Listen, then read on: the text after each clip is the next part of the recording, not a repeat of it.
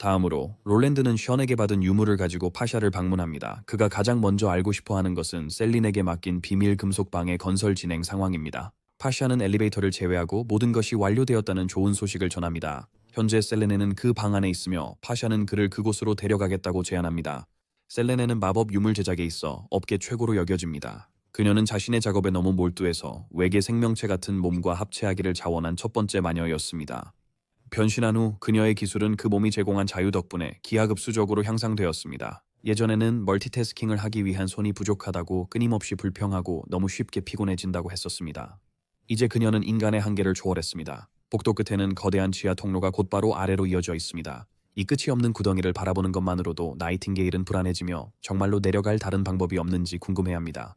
파샤는 엘리베이터가 곧 설치될 거라고 그녀를 안심시켰습니다. 지금은 그녀가 직접 내려보내는 책임을 맡고 있습니다. 그녀를 믿고 왕과 여성들은 파샤 위에 올라탑니다. 파샤는 파도를 타듯 구덩이 표면을 미끄러지듯 내려갑니다.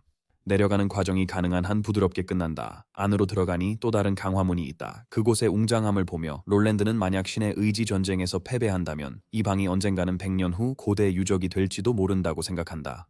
하지만 파샤는 그들의 승리를 확신하며 롤랜드도 같은 믿음을 가지고 있습니다. 더 안으로 들어가자 셀레네는 파샤의 목소리를 듣고 문을 엽니다. 롤랜드는 주저없이 그녀에게 검토해달라고 고대 보물을 정제된 방에서 제시합니다.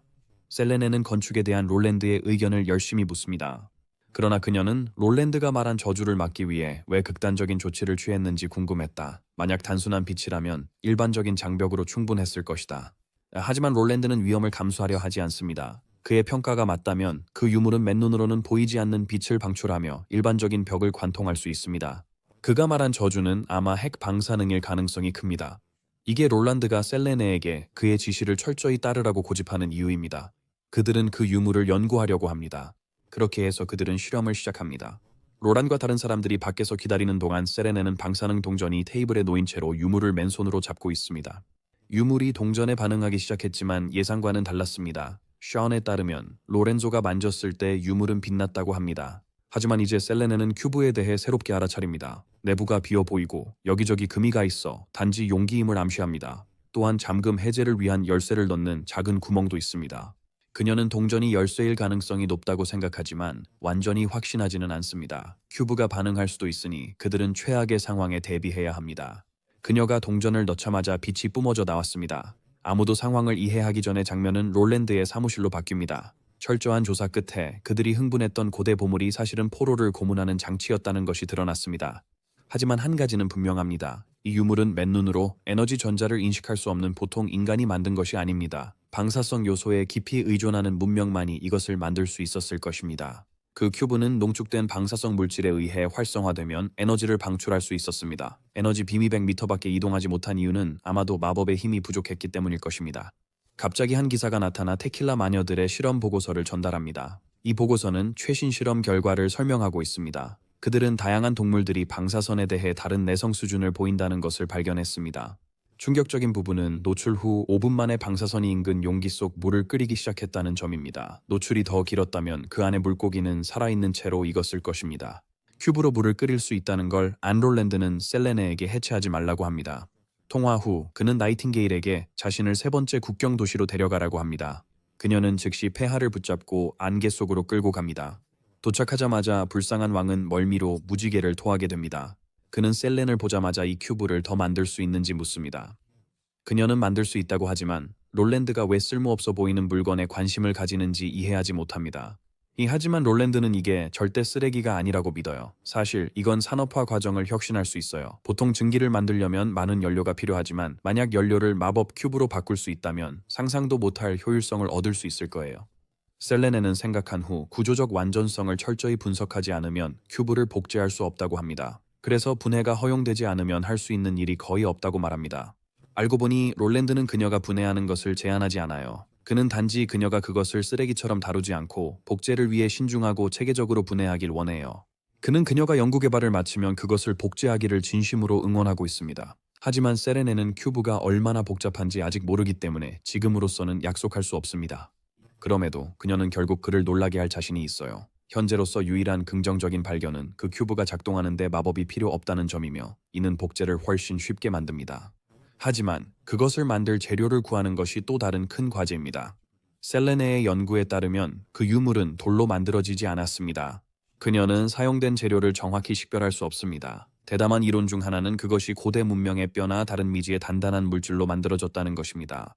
알아내려면 유물이 발견된 사원에서 많은 샘플이 필요해요. 하지만 그 저주받은 사원은 몇 년 전 이미 완전히 비워져서 관련 재료를 회수하기 어려울 거예요. 게다가 그녀는 대체 재료가 원래와 똑같이 작동할지 확신할 수 없습니다. 재료에 대해 말하자면 롤랜드가 갑자기 뭔가를 떠올립니다. 그는 그들을 찾을 장소에 대한 직감이 있어요.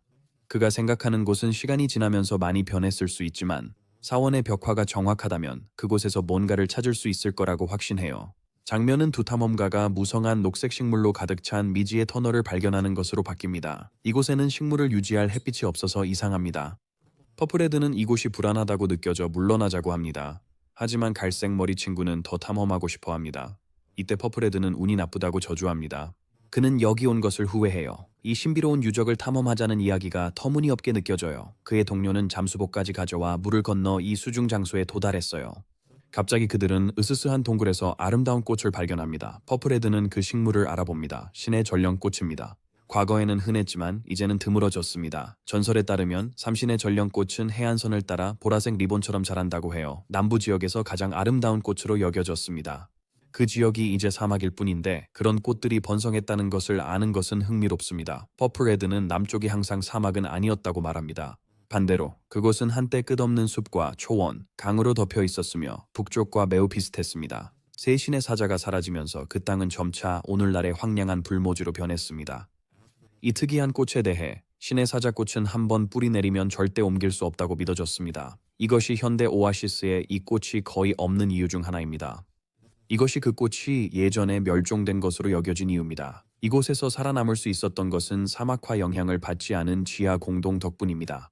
퍼플헤드에게 이 동굴을 걷는 것은 과거의 오아시스로 들어가는 것 같은 느낌입니다. 계속해서 걷다가 퍼플헤드는 갑자기 무언가에 걸려 넘어지고 그 자리가 빛나기 시작합니다.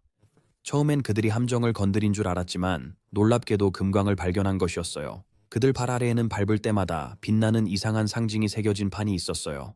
브라운헤드는 발광 효과를 보기 위해 그 위를 계속 밟으며 열광합니다. 그에게 이 보물은 롤랜드 윈블던에게 명예탐험가 칭호를 쉽게 얻는 기회입니다.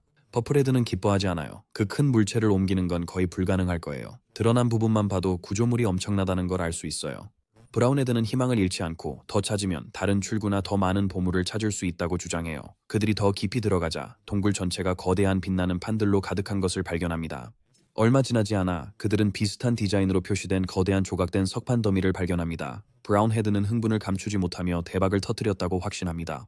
하지만 퍼플헤드는 불안한 느낌이 들어요. 그는 이곳을 떠나는 게 낫다고 생각해요. 예상대로 브라운헤드는 반대해요. 그에게 이 발견은 전설적인 탐험가 산더조차도 아마 발견하지 못한 종류입니다. 퍼플헤드는 나중에 다시 올 수 있다고 주장합니다. 지금은 밖에서 기다리는 다른 호기심 많은 사람들과 다시 모이는 게 더 현명해요. 결국 브라운헤드는 마지못해 동의해요. 하지만 그는 기념품 없이 떠나길 거부해요. 칼을 든 그는 돌판에 칼을 넣어 주머니에 넣을 조각을 떼어내려 했다. 그가 파고들수록 돌판의 빛은 점점 밝아졌다. 퍼플헤드는 뭔가 잘못됨을 느끼고 브라운헤드에게 너무 많이 부수지 말고 깎아낸 조각만 가져가라고 합니다. 하지만 브라운헤드는 욕심을 부려 친구의 경고를 무시합니다. 그때부터 섬뜩한 바스락 소리가 나기 시작합니다. 전혀 환영받지 못하는 소리입니다. 마침내 그들을 괴롭히던 위협이 모습을 드러냅니다. 거대한 전갈, 퍼플헤드는 즉시 그의 바보 같은 친구에게 어떤 대가를 치르더라도 움직이지 말라고 경고해요. 전갈이 가까이 다가오자 퍼플헤드는 틈을 타서 독 있는 꼬리와 발톱을 재빨리 잘라냅니다. 그의 바보 같은 친구는 사탕 가게에 온 아이처럼 눈이 반짝이며 믿을 수 없을 정도로 감명을 받아요. 그는 그런 생물을 사냥하며 생계를 이어가는 모지온 사람들에게서 이 정도는 기대했어요. 하지만 퍼플헤드는 그에게 흥분을 자제하라고 경고해요. 진짜 위험은 아직 남아있기 때문이죠. 그들이 들었던 소리는 사막 전갈 소리가 아니었어요. 곧 거대한 전갈이 나타나 그들을 반대 방향으로 도망치게 합니다. 그들은 간신히 탈출에 성공합니다. 그 무서운 만남 이후로 5날이 지나갑니다. 퍼플헤드가 침대에서 쉬고 있을 때 그의 어리석은 친구가 좋은 소식을 가지고 뛰어옵니다. 그들의 발견이 왕의 관심을 끌었고 롤랜드가 직접 보고 싶어 한다는 것입니다. 당연히 퍼플헤드는 놀랐고 그의 친구는 기쁘게도 폐하께서 이미 그들을 데리러 배를 보냈다고 설명합니다. 그 배는 이틀 내에 페스티비티 항에 도착할 예정입니다. 우리는 롤랜드가 프로젝트 토시의 진전 보고서를 검토하는 장면으로 넘어갑니다. 5월에 접어들면서 악마들은 거의 저항하지 않았고 철도 노선은 꾸준히 테킬라로 향하고 있습니다. 이 속도라면 롤랜드는 6월 중순까지 성스러운 도시가 공격 범위 내에 있을 거라고 확신합니다. 프로젝트가 이미 10일 앞서 진행되고 있어 기쁘지만 그의 관심은 곧 다른 문제인 하늘바다 영역으로 옮겨집니다. 그가 파악한 바로는 악마들이 압도되어 네버윈터와의 전쟁과 갈등을 균형 잡기 위해 애쓰는 것 같다. 롤랜드가 이를 곰곰이 생각할 때 나이팅게일이 나타나 그에게 자격 있는 마사지를 해준다. 갑자기 불길한 기운이 사무실에 퍼지며 그를 놀라게 한다. 알고 보니 그의 여동생이 완전히 화가 난 상태였다. 롤랜드는 그녀가 왜 화가 났는지 이미 알고 있었고 그녀가 약속한 비행기 시제품이 너무 늦어졌다고 불평하는 것을 통해 우리는 그 이유를 빠르게 알게 된다.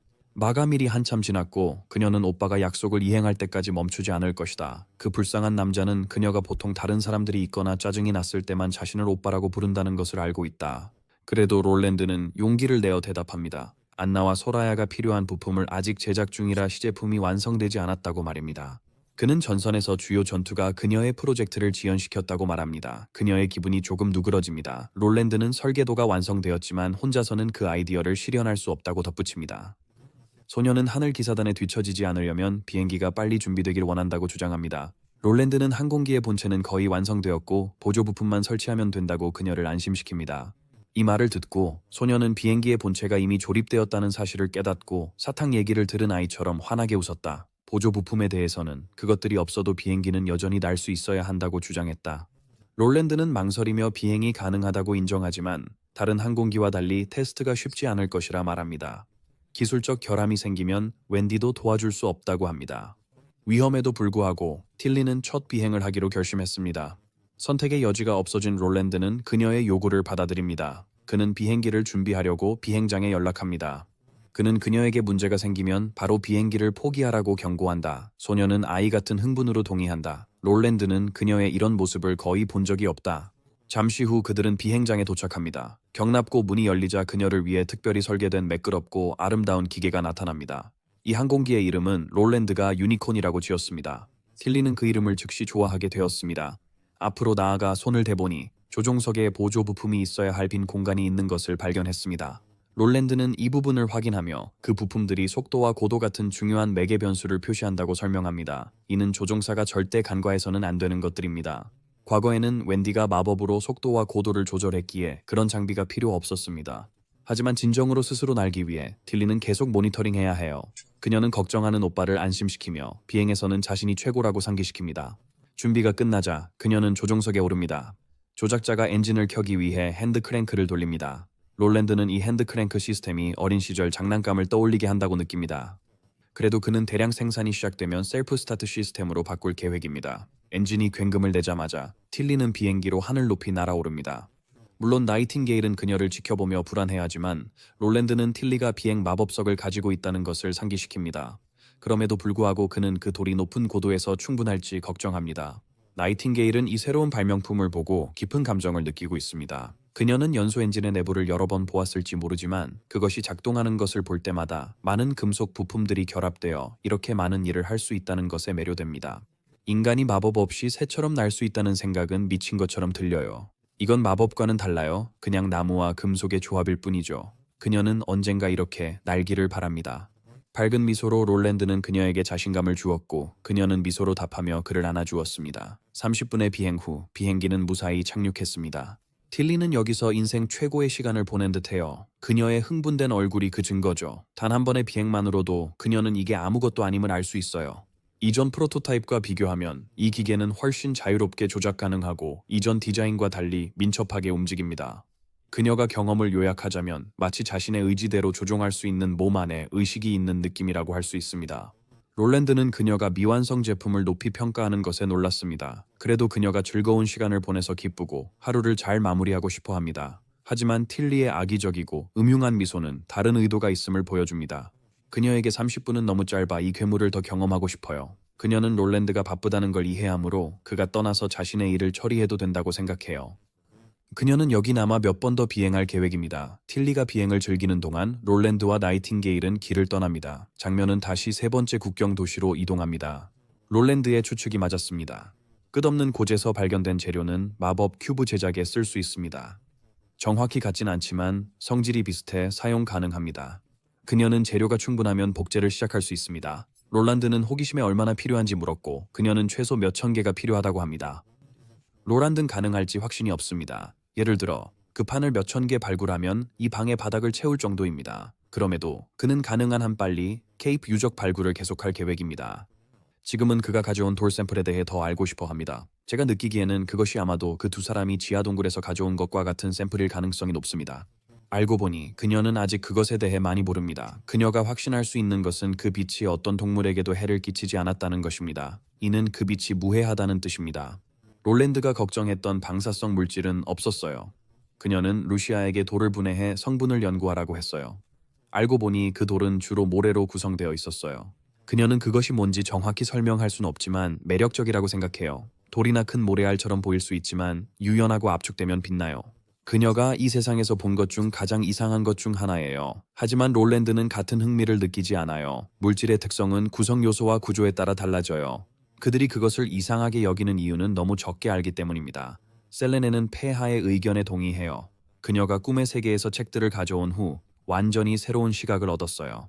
사실 그녀는 생명체의 구성은 이 특이한 돌보다 훨씬 더 복잡하고 이상하다고 느낍니다. 그녀가 책에서 얻은 정보에 따르면 모든 것은 단지 원소로 이루어져 있습니다. 탄소, 질소, 수소 등. 나무와 인간이 같은 원소를 공유하더라도 인간은 웃고 울고 나무가 할 수 없는 생각을 할 수 있습니다. 그녀의 관찰은 갑자기 그에게 충격적인 것을 상기시킵니다. 아마도 정말로 그들이 유적에서 발견한 소위 스텔레들이 기념물이 아니라 그 자체로 막대기 인물들일지도 모릅니다. 만약 막대기 인물들이 스텔레라면 그들이 들고 있는 것은 사실상 여기저기 새겨진 이 인물들의 몸체일 것입니다. 셀레네는 빛나는 스텔레들이 실제로 살아있다는 것을 믿기 어렵다고 생각합니다. 하지만 그녀는 그 블록들이 의식이 있거나 스스로 움직일 수 있다고는 믿지 않습니다. 사실 그들은 아직 확실한 증거가 없습니다. 따라서 탐험을 계속하는 것이 최선입니다. 결국 답을 찾을 것입니다. 그건 그렇고 그녀는 스텔라의 발광에 대해 한 몇 가지 실험을 떠올립니다. 하지만 결과는 만족스럽지 않았던 것 같습니다. 돌을 더 세게 누를수록 더 밝아졌습니다. 그러나 대부분의 밝기는 돌의 크기와 부피에 따라 달라졌습니다. 이 작은 실험에서 롤랜드는 갑자기 중요한 것을 깨닫습니다. 하지만 그것이 무엇인지 알기 전에 우리는 철도끼가 그의 많은 선원과 함께 큰 배를 타고 항해하는 장면으로 넘어갑니다. 선실 안에서 산다는 악명 높은 그림자 바다로 들어가 군도를 탐험하기 전에 부하들의 사기를 북돋우느라 바쁩니다. 그 지역은 끊임없이 변하고 간조시에는 짙은 안개가 끼기 때문에 항상 경계를 늦추지 말아야 합니다. 한편 카밀라도 그 자리에 있습니다. 이 어수선한 모험가들을 보며 그녀는 첫 군대를 애정 어린 마음으로 떠올립니다. 그들은 규율면에서 훨씬 앞서 있었죠. 그녀들의 깔끔하고 활기찬 대형이 아직도 마음에 남아 있습니다. 밖에서 조안을 보며 카밀라는 그 소녀가 네버윈터의 마녀들과 함께한 시간을 즐겼고 친구도 몇몇 사귀었다는 것을 떠올립니다. 이쯤 되니 카밀라는 사람들과 잘 지내지 못하는 게 혹시 자신의 잘못인지 의문을 품고 불안해합니다. 그녀가 생각에 잠겨 있을 때 마거릿이 그녀의 표정을 보고 기분이 안 좋아 보인다고 추측하며 말을 겁니다. 카밀라는 당연히 부인합니다. 마가렛은 그녀에게 걱정하지 말고 다른 사람들이 다 처리할 테니 바다의 아름다움을 즐기라고 제안하며 마음을 편하게 하려 합니다. 그녀는 스스로를 지치게 할 필요가 없어요. 예상대로 카밀라는 본래 비판적이라 모든 걸 다른 사람에게 맡기는 게 자신의 삶을 그들의 손에 맡기는 것처럼 느껴져요. 마가렛은 그녀에게 산더를 믿을 수 있다고 안심시킵니다. 그녀의 책임감이 훌륭하지만 때로는 긴장을 풀고 다른 사람들을 믿는 법도 배워야 한다고 말합니다. 그녀가 계속 긴장하면 바다에서 오래 지내다 미쳐도 이상하지 않아요. 남자들은 거칠지만 그들의 일에서는 최고예요. 물론 카밀라는 그런 말을 한 적 없다고 주장합니다. 마가렛은 그걸 알지만 카밀라가 그렇게 생각했음을 알고 있습니다. 결국 그녀는 귀족들의 생각을 잘 알고 있습니다. 그녀는 신경 안 써요. 누구나 편견이 좀 있으니까요. 심지어 그녀도요. 그녀가 목이 온 사람들을 야만인이라 생각하듯 그들도 그녀를 그렇게 봐요. 그녀가 만난 사람 중 인종 편견 없는 유일한 사람은 롤랜드 윈블던입니다. 갑자기 썰물이 빠지면서 돌 언덕이 드러납니다. 곧 거대한 산이 모습을 드러냅니다. 당연히 카밀라는 그림자 바다의 신비로운 자연을 보며 감탄합니다. 갑자기 배가 너무 심하게 흔들리기 시작해 귀부인이 불안해합니다. 마가렛은 엔진이 꺼졌다고 그녀를 안심시킵니다. 이 위험한 경로를 항해하는 유일한 방법은 속도를 줄이는 것입니다. 배가 물 위에서 미끄러지는 자연스러운 속도만으로도 충분히 빠릅니다. 물론 카밀라는 깜짝 놀라며 그들이 내리막길을 내려가는 것을 봅니다. 마가렛도 같은 반응입니다. 하지만 다른 방법은 없습니다. 이것이 바로 산더가 신비를 탐험하고 싶어하는 이유입니다. 그때 죄가 그들 아래 헤엄치는 물고기를 발견합니다. 다행히도 그들은 적대적이지 않아요. 사실 물고기들이 그들을 목적지로 안내하는 특별한 수로를 형성하고 있어요. 여러분은 어떨지 모르겠지만 이건 정말 향수를 불러일으키네요. 이건 턴더가 처음 틸리와 함께 이곳에 왔을 때 본 것과 같은 현상입니다. 어쨌든 조아는 앞을 가리키며 그녀가 붉은 물고기를 묘사하는 멋진 표현인 유령 그림자 붉은 강을 따라가면 삼각탑 유적지에 도착할 것이라고 모두에게 상기시킵니다. 그녀는 공주 틸리가 유적 안에 이상한 장치를 언급한 것을 떠올립니다. 망원경 같다고 했지만 평범한 망원경은 아닙니다. 그것은 이전에 본 적 없는 광대한 대륙을 드러낼 수 있습니다. 그 땅의 미스터리를 풀어내는 것이 이 탐험의 궁극적인 목표입니다. 그들이 목적지에 가까워지자 모든 승객들이 갑판에 모입니다. 썬더는 정말 놀랐어요. 그는 대부분이 겁먹고 숨을 거라 예상했었죠. 다시 일로 돌아가요.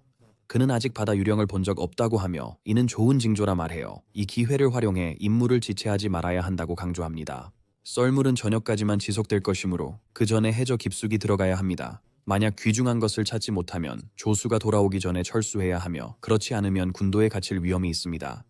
마녀들을 향해 돌아서며 그는 나머지 책임을 그들에게 넘겼다. 조아는 자신감이 넘치지만 카밀라는 또 불평한다. 그녀는 텔레파시를 사용하지만 이 바보들이 큰 소리로 말하거나 그녀의 집중을 방해하는 것을 원하지 않는다.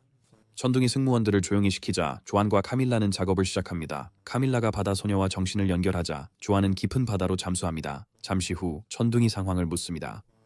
지금까지는 다 괜찮아 보여요. 조아는 볼 수 있는 만큼 50m쯤 내려갔어요. 썬더. 돌기둥도 두꺼워지지 않고 산호초도 그래요. 그녀는 해저나 해산을 보지 못해요. 곧 조아는 100m 넘게 내려갑니다. 빛이 그 깊이까지 거의 닿지 않지만 여전히 볼 수 있을 정도로 밝아요. 돌기둥과 암초는 끝없이 펼쳐져 있고 바닥의 징후는 보이지 않아요. 카밀라는 이 암초들이 얼마나 멀리 뻗어 있는지 보고 진심으로 놀랍니다. 하지만 썬더는 별로 놀라지 않아요. 그는 바다의 예측 불가능한 성질에 익숙하니까요. 그는 울프하트 왕국에서 날씨 바위산을 본 적이 있다고 회상합니다. 그것들은 지금 보는 것과 조금 비슷했지만 이 암초들만큼 날씬하지는 않았습니다. 갑자기 조아는 놀라운 것을 발견합니다. 그녀는 물속에서 바람이 부는 걸 느낍니다. 카밀라는 믿기 힘들고 썬더와 그의 선원들조차도 놀랍니다. 이너 소녀는 바람을 물리적으로는 못 느끼지만 들을 수 있다고 덧붙입니다.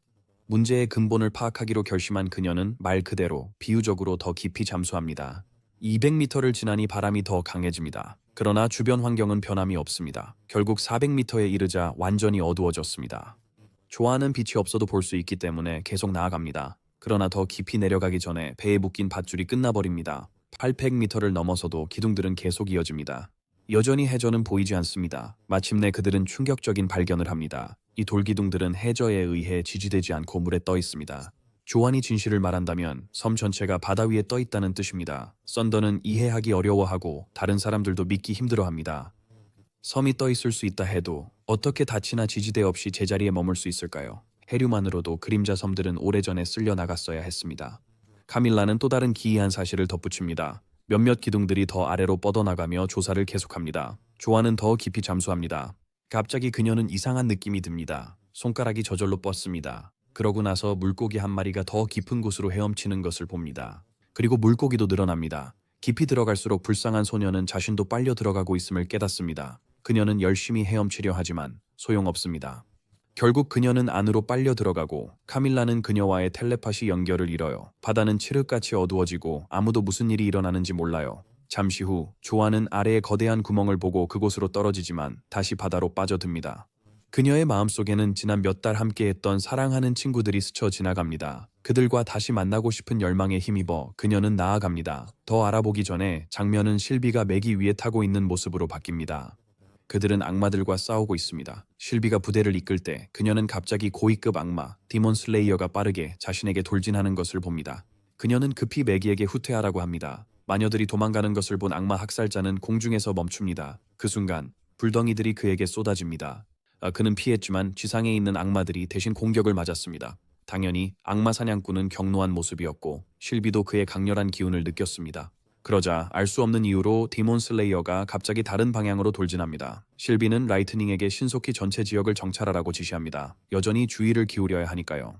그녀는 하루를 마무리하기로 합니다. 다행히 5km 방향을 정리했으며 이는 며칠 동안 철도 작업을 하는 엔지니어 팀을 안전하게 지켜줄 것입니다. 사이특 이후의 지하 지휘소에서 실비 수녀는 철도 주변 정리한 모든 지역을 표시하느라 바쁩니다. 기사단은 아이리스 여사의 추방 계획이 성공적이라 매우 기뻐하고 있습니다. 그건 그렇고 실비는 그녀의 행방에 대해 묻습니다. 알고 보니 롤랜드 폐하로부터 그녀가 아이언 X와 함께 비행기를 타고 네버윈터로 돌아가야 한다는 명령이 있었습니다. 이 사실은 전투의 중요한 전환점이 드디어 도래했음을 의미합니다. 최종 전투 전 회의가 결정을 위해 열릴 것입니다. 이제 전략이 시작되어야 하며 아이리스와 아이언 X가 주요 멤버가 됩니다. 잠시 후 롤랜드는 우리가 방금 언급한 두 사람과 마주하고 있습니다. 폐하께서 처음 비행기를 타본 경험에 대해 가장 먼저 물으셨습니다. 아이언 X에게 비행은 무서운 경험이었어요. 특히 비행기가 흔들릴 때 더 그랬죠. 그럼에도 그는 익숙해지고 두려움을 극복하겠다고 했습니다. 아이리스의 얼굴을 한 번만 봐도 그 놀라운 기계에서 인생 최고의 시간을 보냈다는 것을 알 수 있습니다. 어쨌든 부대원들이 네버윈터로 돌아오자 롤랜드는 회의실로 가서 앞으로 있을 전쟁을 위한 최종 준비를 시작하기로 결정합니다. 방 안에는 네버윈터의 주요 인물들이 모였습니다. 6개월간의 건설과 개발 끝에 비옥한 평원을 가로지르는 첫 철도 본선이 이제 악마들이 있는 테킬라 유적지에서 60km도 안 남았습니다. 타워 10역이 완공되면 제1구는 적의 새로운 참회에 직접 공격을 가할 수 있게 됩니다. 비옥한 평원이 붉은 안개에 잠식되면 악마들은 넘을 수 없는 산맥을 넘어 전선을 확장하여 제1군의 큰 이점을 얻게 될 것입니다. 이미 수적으로 열세인 인간들에게 그것은 재앙적인 시작이 될 것입니다. 하지만 네버윈터가 테킬라 유적지를 점령할 수 있다면 악마들은 신성한 돌의 맥을 사용하여 안개를 퍼뜨릴 수 있는 유일한 장소인 성스러운 도시들로 방향을 틀 수밖에 없을 것입니다. 해성도시와 다른 도시는 평원의 북쪽 가장자리에 더 가깝습니다. 악마들이 그곳에 거점을 세워도 내 왕국에 직접적인 위협은 아닐 것입니다. 불행히도 일은 계획대로 잘 안 되는 경우가 많습니다. 데몬 슬레이어의 출현은 전략 변화를 강요했습니다. 그의 저주는 모든 치유 방법을 무력화해 작은 상처도 치명적일 수 있게 만듭니다. 라이트닝의 치유 능력은 감염 속도를 간신히 따라잡습니다. 하지만 리프는 운이 좋지 않아요. 나이팅게일의 비밀 관찰과 보고에 따르면 리프의 상태는 계속 나빠지고 있습니다. 롤랜드는 그의 소녀들을 잃지 않기 위해 데몬 슬레이어가 테킬라 유적지에서 제거되도록 해야 합니다. 아이리스는 그녀의 통찰력을 덧붙입니다. 총참모부의 계산에 따르면 전투가 불리하다고 판단되면 데몬 슬레이어가 퇴각할 확률이 90%입니다. 확실하지 않지만 이런 추론은 행동 패턴에 기반합니다. 알리시아는 그녀의 결론에 동의해요. 두려움이 없다고 해서 악마들이 무모하게 행동하거나 목숨을 버린다는 뜻은 아닙니다. 그런 점에서 그들은 인간과 다를 바 없습니다. 고위 지휘관들은 광분한 부하들과 함께 죽음으로 낭비하기에는 너무 소중한 존재입니다. 그래서 그들은 후퇴하는 데몬 슬레이어를 막을 전략을 세워야 해요. 다행히도 네버윈터는 적의 움직임에 대한 좋은 정보를 가지고 있어요. 게다가 과거에도 비슷한 사례들이 있었기에 그 정보가 매우 확실하다는 것을 증명합니다. 악마 사냥꾼이 자신이 목표가 되고 있음을 모른다면 초장거리 저격이 가장 신뢰할 방법입니다. 하지만 틸리는 그 접근 방식에 문제가 있다고 지적합니다. 단 한 발의 총알로 악마 사냥꾼을 죽일 수 있을지는 여전히 미지수입니다. 그리고 그들이 유일한 기회를 놓친다면 그 결과는 치명적일 것입니다. 현재로서는 적이 이미 장거리 무기에 대비하고 있다고 가정해야 합니다. 결국 이전 전투에서 악마의 화기에 대한 이해는 모두의 예상을 뛰어넘었습니다. 아이리스는 총참모부가 해결책을 제안했다고 밝혔습니다. 심벌석을 탄두로 사용하면 죽이지 못해도 괴물들을 묶어둘 수 있을 거예요. 신성한 돌들은 일반 탄환보다 약하고 쉽게 부서져서 안드레아의 무기가 최선일지도 몰라요. 독특한 구경 덕분에 아가사 여사는 악마의 피로 만든 신성한 돌이 더 강력하다는 걸 확인했어요. 그리고 그녀는 실험을 위해 신선한 악마의 피 2병을 이미 가져왔습니다. 이제 초점은 악마들이 후퇴하는 것을 막는 것으로 옮겨집니다. 오직 번개만이 악마 사냥꾼을 쫓을 만큼 빠르지만 그녀 혼자서는 그를 막을 수 없습니다.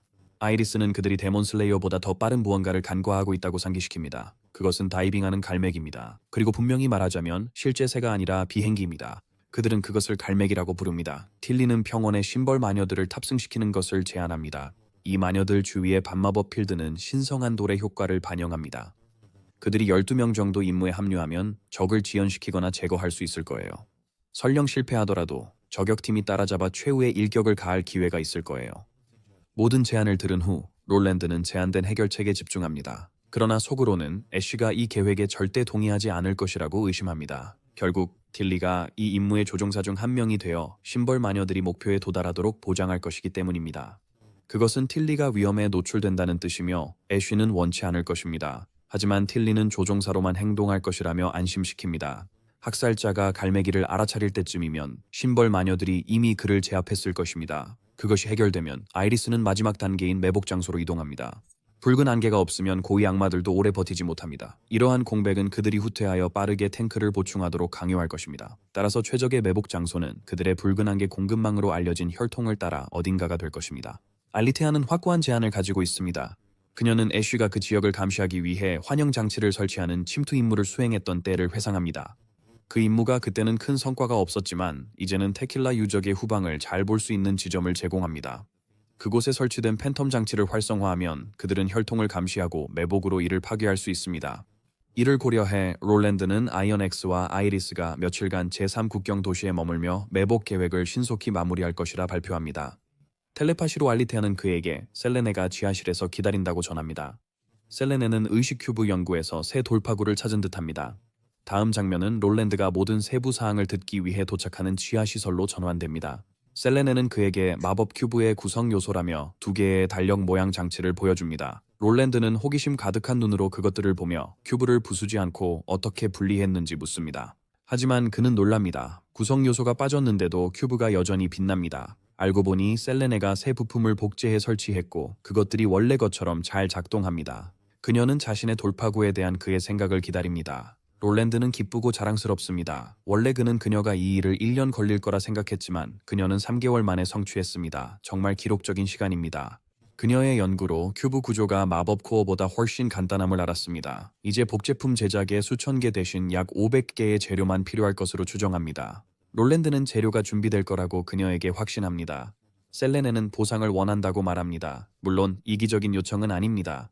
그녀의 연구 발전에 도움이 될 것입니다. 그녀는 꿈의 세계를 이해하는 데 도움 줄 조수가 필요합니다. 그녀의 동료 마녀들이 가장 적합한 후보입니다. 하지만 그들은 혼자 배우기 어렵다는 걸 알았습니다. 그들은 그녀에게 강사들이 학생들을 지도하고 질문에 답하는 기관에 대해 말했어요. 그래서 그녀는 롤랜드가 그들이 학교에 등록하도록 도와줄 수 있을지 생각 중입니다. 다음 장면에서 롤랜드는 연인과 침대에 있습니다. 로맨스를 즐기기보다는 과제를 논의합니다. 그는 그녀에게 안드레아의 무기를 더 안정적이고 강력하게 조정해 달라고 합니다. 신성한 돌을 사용할 때 그는 안드레아가 완전히 협력할 거라고 약속합니다. 기술적인 세부 사항을 열심히 논의한 후 롤랜드는 결국 그녀의 따뜻한 품에 안겨 잠이 듭니다.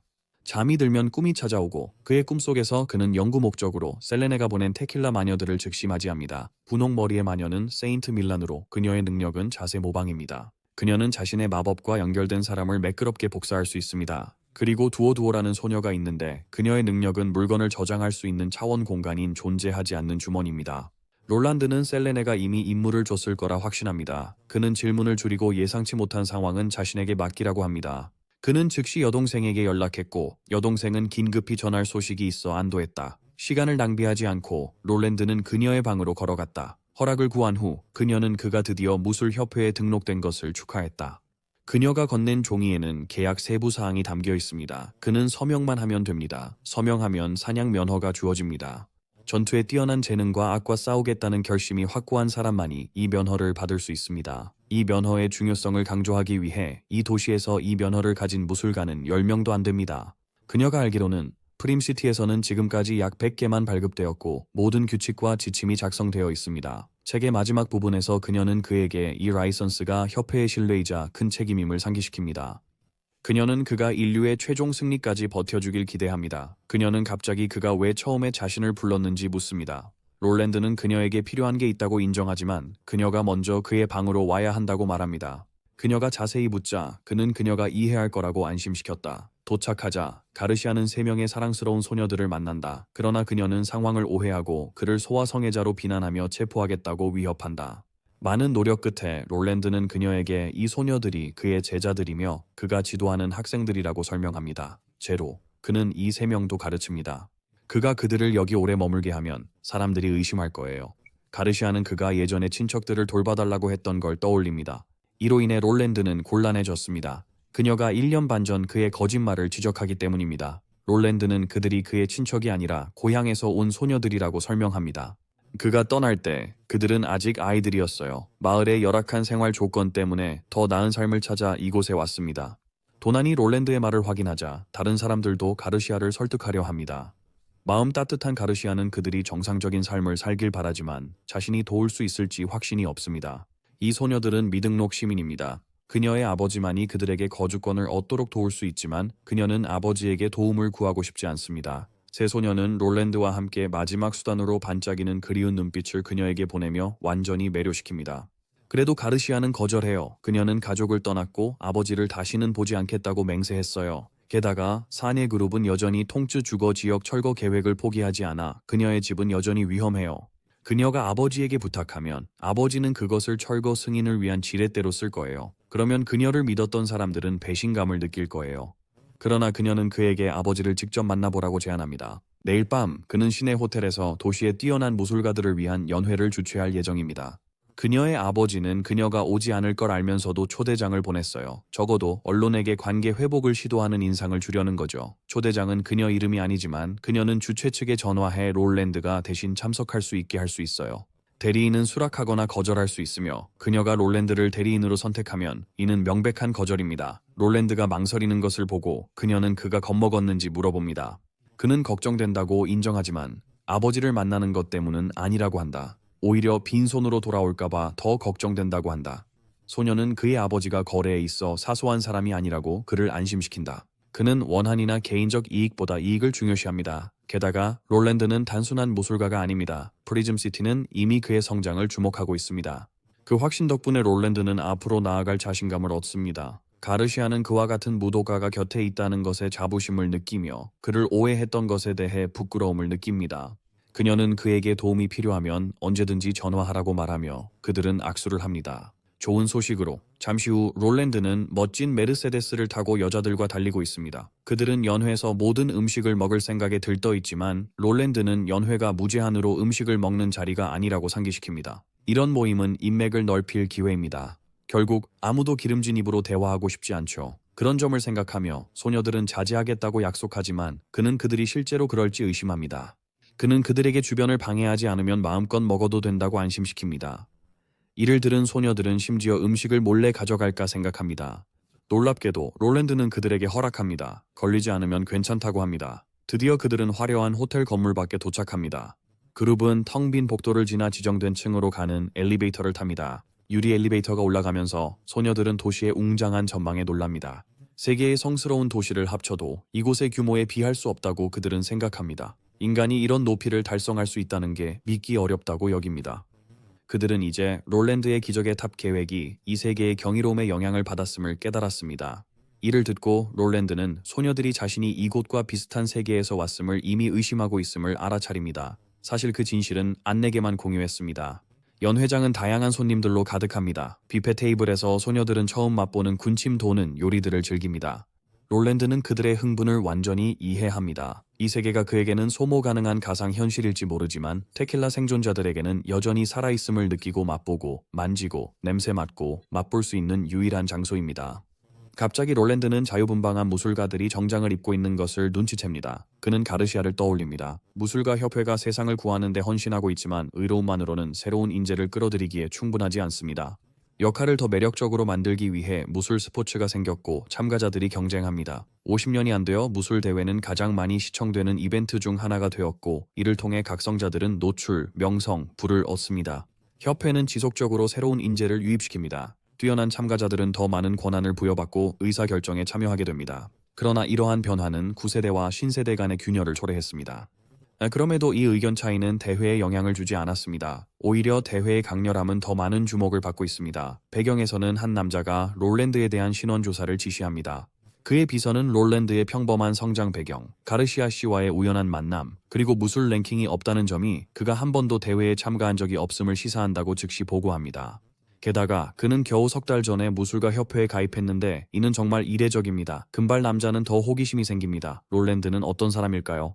가르시아는 변덕스럽고 접근하기 어려운 사람으로 유명합니다. 롤랜드가 이미 그녀의 관심을 끌었다는 사실은 많은 것을 시사합니다. 금발 남자는 롤랜드가 어떻게 그녀에게 그렇게 가까이 갈 수 있었는지 궁금해합니다. 우리는 이제 무술 리그에 떠오르는 스타인페이 유한을 소개받습니다. 그녀는 불과 5년 만에 이미 2번이나 컨퍼런스 결승에 진출했습니다. 그녀는 아직 챔피언십에서 우승하지 못했지만 많은 사람들은 그녀가 젊고 경험이 부족해서라고 생각합니다. 시간이 지나면 최강자 타이틀은 그녀의 것이 될 거예요. 그녀의 뛰어난 재능은 이미 신세대 천재로서의 입지를 굳혔습니다. 챔피언십에서 우승하면 프리즘시티 엘리트에 들어갈 수 있다는 소문이 있습니다. 그녀는 평소에 사내그룹 초대에 관심 없지만 이번 연회에 롤랜드를 조사하러 왔다는 사실이 블론디의 호기심을 더 자극합니다.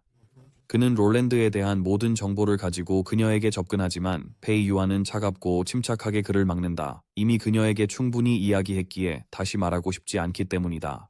그녀의 시각에서 보면 신참임에도 롤랜드가 타락자를 물리친다는 사실에 정말 놀랍니다. 하지만 롤랜드 주변의 이상한 소녀들이 기묘하게 이야기하는 것이 더 흥미롭습니다. 그들은 롤랜드를 계속 폐하라고 부르며 꿈의 세계를 언급합니다. 처음엔 그녀가 그들이 역할극 중이라고 생각했지만 그들의 진지한 표정은 그렇지 않음을 암시합니다. 드디어 이 연회를 주최하는 거물이 도착합니다. 그는 가르시아의 아버지로 사니의 이사회 멤버이자 건설 책임자입니다. 롤랜드는 가르시아의 아버지로 윈블던 3세를 예상했지만 아닌 듯합니다. 그가 생각할 수 있는 유일한 설명은 꿈의 세계 주민들이 현대 세계와 융합한 후 깊이 고민하지 않고도 그들만의 개성과 관계를 발전시켰다는 것입니다.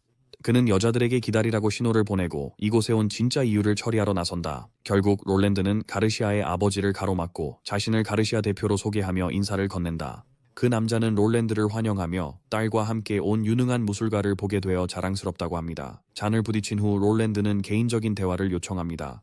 불행히도 그 남자는 다른 손님들도 접대해야 한다며 거절합니다. 하지만 롤랜드는 그의 딸의 이름을 언급하며 그가 온 이유가 그의 딸과 관련된 일이라고 주장합니다. 그 남자는 결국 동의하고 롤란드를 VIP 룸으로 안내했습니다. 하지만 가족 집사가 방에 남아 있었고 롤란드는 그 점을 언급했습니다. 그 남자는 그가 수십 년 동안 가족과 함께 했으며 완전히 신뢰할 수 있다고 보증했습니다. 롤랜드는 본론으로 들어가 자신의 요청을 테이블 위에 올립니다. 그가 데려온 세 소녀는 불법 체류자이며 그는 그들이 합법적으로 등록되어 좋은 고등학교에 입학하길 원합니다. 롤랜드는 이것이 세 명에게 사소한 일이라고 확신합니다. 그러나 그 남자는 이로 인해 얻는 이익이 무엇인지 묻습니다. 그는 또한 롤랜드가 가르시아의 대표라 자연스럽게 그녀 편에 서서 철거 프로젝트에 반대할 것이라고 암시합니다. 물론 롤랜드는 바로 가르시아의 노력에 지지한다고 말합니다. 그러자 그 남자는 논의할 게 별로 없다고 느낍니다. 만약 그렇다면 롤랜드는 그의 비장의 카드를 꺼냅니다. 그의 사냥 면허증. 큰 손은 그 문서를 보고 놀란다. 그는 정당성을 확인하려 집사를 보며 양복 입은 남자는 면허증이 진짜라고 말한다. 그 남자는 롤랜드가 그것을 어떻게 얻었는지 궁금해합니다. 하지만 소녀는 설명하지 않으려 합니다. 그런 기밀 정보는 협회에만 제한되어 있기 때문입니다. 중요한 것은 면허의 중요성입니다. 그 남자는 롤랜드가 자신을 위협한다고 비난하며 면허가 있어도 법을 지켜야 한다고 상기시킵니다. 그러나 롤랜드는 그런 의도가 없다고 명확히 합니다. 대신 사니의 호의를 얻기 위해 그들을 위해 한 사람을 제거할 의향이 있다고 합니다. 다만 그의 목표가 충족해야 할 몇 가지 조건이 있습니다. 대상은 범죄 기록이 있어야 하고 공인이 아니며 사내 그룹의 진정한 위협이 되어야 합니다. 그는 속임수를 감지할 방법이 있다고 분명히 하며 그를 시험하지 말라고 경고합니다. 그럼에도 그 남자는 불법 등록의 위험에 비해 이 거래가 큰 이익이 아니라고 생각합니다. 놀랍게도 롤랜드는 3명의 소녀들이 시작일 뿐이라고 말합니다. 그는 최소한 300명을 등록할 계획입니다. 당연히 그 남자는 망설입니다. 그렇게 많은 인원이 한꺼번에 등록되면 당국의 주목을 받을 것이 분명합니다. 롤랜드는 서두를 필요 없다고 안심시킵니다. 완료하는 데 1년, 심지어 2년까지 걸릴 수 있습니다. 유연한 일정 덕분에 그 남자는 동의합니다. 양측은 좋은 조건으로 악수를 하고 롤랜드는 소녀들과 함께 떠납니다. 소녀들은 그 남자가 그들의 패에게 보이는 태도를 별로 좋아하지 않습니다. 롤랜드는 그들에게 이 세계에서는 자신이 왕의 칭호를 가지고 있지 않으며 그를 그렇게 부르지 않는 것이 낫다고 상기시킵니다. 계속해서 소녀들은 더 먹고 싶어 하지만 너무 일찍 떠날까봐 걱정합니다. 롤랜드는 타협하여 그들에게 뷔페에서 30분을 주고 돌아가기로 합니다. 다른 사람들이 기지에서 기다리기에 소녀들은 기쁘게 음식 먹으러 달려가고 롤랜드는 와인 홀짝이다가 마법 물질 섞인 걸 깨닫습니다. 충격을 받은 그는 누군가가 이 꿈의 세계에서 자신을 노리고 있음을 깨닫습니다. 그는 범인을 찾으려 방을 살펴봅니다. 그는 NPC에게 표적이 되는 것을 싫어합니다. 상대방이 그의 음료에 마법을 섞을 능력이 있다면 왜 아직 모습을 드러내지 않았을까요? 아마도 그를 겁주거나 반응을 시험하려는 걸지도 모릅니다. 롤랜드는 갑자기 가르시아가 협회에서 얻은 책에서 발견한 쪽지를 떠올립니다. 그 쪽지에는 로즈 카페 3생 2호실이 적혀 있었습니다. 그의 직감이 맞다면 그곳은 현실 세계에서 붉은 달이 오는 것과 관련이 있습니다. 누군가가 그날 그와 만나려 한다는 뜻이다. 붉은 달의 등장은 신의 의지 전쟁의 시작을 알린다. 그를 가장 당황하게 하는 것은 꿈속 세계에 있는 누군가가 현실 세계에서 다가오는 일을 어떻게 알고 있는가 하는 점이다. 게다가 그가 잠을 자지 않으면 이 세계는 멈춰 있습니다. 그렇다면 피의 달이 뜨는 날 그들과 어떻게 만날까요? 그리고 지금도 그가 말한 로즈 카페가 어디인지 모릅니다. 결국 롤랜드는 꿈의 세계에 있는 장미 카페 안에 자신의 3색 2호실을 만들어 조건을 충족시키고 이 신비로운 NPC가 모습을 드러내도록 하기로 결심한다. 그에게 신성 전쟁과 관련된 모든 것을 암시하는 사람. 그런 다음 우리는 롤랜드가 내려놓은 마법 와인 잔을 집어든 페이 유안에게 시선을 돌립니다. 알고 보니 그녀가 그의 와인에 마법을 주입했으며 그가 그 영향에서 벗어난 것을 보고 꽤 재미있어 하고 있습니다. 그녀가 마신 후 그것이 그냥 평범한 와인 한 잔임을 확인합니다. 정말 형, 이 꿈의 세계 같은 건 싫어. 그냥 쓸모없어. 존재하지 말았어야 했어. 드디어 현실 세계로 돌아와서 모든 신성한 마녀들이 롤랜드에게 어젯밤 환대에 대해 깊이 감사하고 있습니다. 그는 그 소녀들이 음식에 대해 열광하는 것을 듣고 있었다. 안나도 식욕이 돋아 그녀 역시 이 세계 요리를 맛보고 싶어 한다. 롤랜드는 그녀에게 곧 경험할 수 있을 거라며 가볍게 두드렸습니다. 롤랜드의 사무실에서 나이팅게일은 지하 유적과 케이지 마운틴 유적에서 발견된 것과 같은 돌이 든 자루를 가져왔습니다. 메모에 따르면 이른바 고대 유적지는 해저 동굴에만 국한되지 않고 전 세계에 흩어져 있다고 해요. 지금까지 그들은 축제 항구 근처에서 16개의 발굴지를 발견했으며 각각 동일한 스틱 및 유물을 가지고 있습니다. 모든 유적지가 연결되면 그 지역은 7, 8개 이상의 항구를 덮을 만큼 확장될 겁니다. 한편 사막 아래에는 550m의 돌벽이 있어요. 그곳은 석판으로 가득 차 있지 않고 초록색 풀로 덮여 있습니다. 축제 항구 근처에서 이미 수많은 석판을 발견했기 때문에 롤랜드는 끝없는 고지 아래에 얼마나 더 많은 석판이 있을지 상상할 수밖에 없습니다. 만약 이 석판들이 정말로 규소 기반 생명체의 잔해라면 이 돌을 더 많이 채굴할수록 대량 학살의 수치가 증가할 것입니다. 롤랜드는 남쪽 지역의 사막화가 가뭄과는 아무런 관련이 없다는 것을 확신합니다. 은하수도 원래는 지하에 있지 않았습니다. 그 땅은 대륙의 다른 부분과 다를 바 없는 푸른 초원이었지만 그곳에서 벌어진 전쟁이 모든 것을 파괴했습니다. 많은 막대기 인간들이 빛나는 종족에 의해 학살당했고 그들의 시체는 땅을 덮어 햇빛이 겨우 틈새로 스며들 정도였습니다. 이것은 철사 도시와 축제 항구가 죽은 막대기 인간들의 층 위에 세워졌다는 것을 뜻합니다. 신의 뜻 전쟁이 끝나지 않으면 얼마나 더 많은 사람들이 죽을지 오직 신만이 압니다. 롤랜드가 과거 사건들을 풀어가며 생각이 흩어질 때 나이팅게일은 그의 겁에 질린 얼굴을 보고 그를 정신 차리게 합니다. 그의 표정을 보니 그녀는 그가 분명히 나쁜 소식을 가지고 있을 것이라고 확신합니다. 물론 롤랜드는 공유할 게 많지만 지금은 과도한 생각 때문에 우울함을 탓하고 있어요. 이 모든 걸 깨달은 후 그의 머리는 너무 혼란스러워서 그 가혹한 진실을 마주하고 싶지 않아요. 그는 그저 가정일 뿐이라 생각하고 싶어 합니다. 그때 나이팅게일이 약간의 희망을 주며 말합니다. 항상 해결책이 있어요. 아무리 절망적이어도. 그녀는 자신이 안나처럼 브레인스토밍에 능하지 않다고 인정하며 완벽한 아이디어를 기대하지 말라고 합니다. 롤랜드는 제안이 아무리 터무니없거나 얕아 보여도 절대 웃지 않겠다고 약속하며 귀 기울이겠다고 합니다. 그녀는 이 신성 전쟁이 한두 세대 안에 해결되지 않을 거라고 지적합니다. 가장 좋은 해결책은 모든 지식과 해결되지 않은 문제들을 다음 세대에 전수하는 것입니다.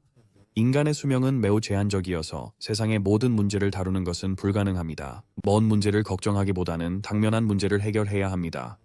다음 세대가 성공하든 말든 현재 세대와는 상관없습니다. 롤랜드는 그녀의 위로하려는 노력을 높이 평가합니다. 그 생각이 터무니없어서가 아니라 지금까지 들어본 것 중 가장 간단하고 명확한 해결책이라 미소 짓습니다.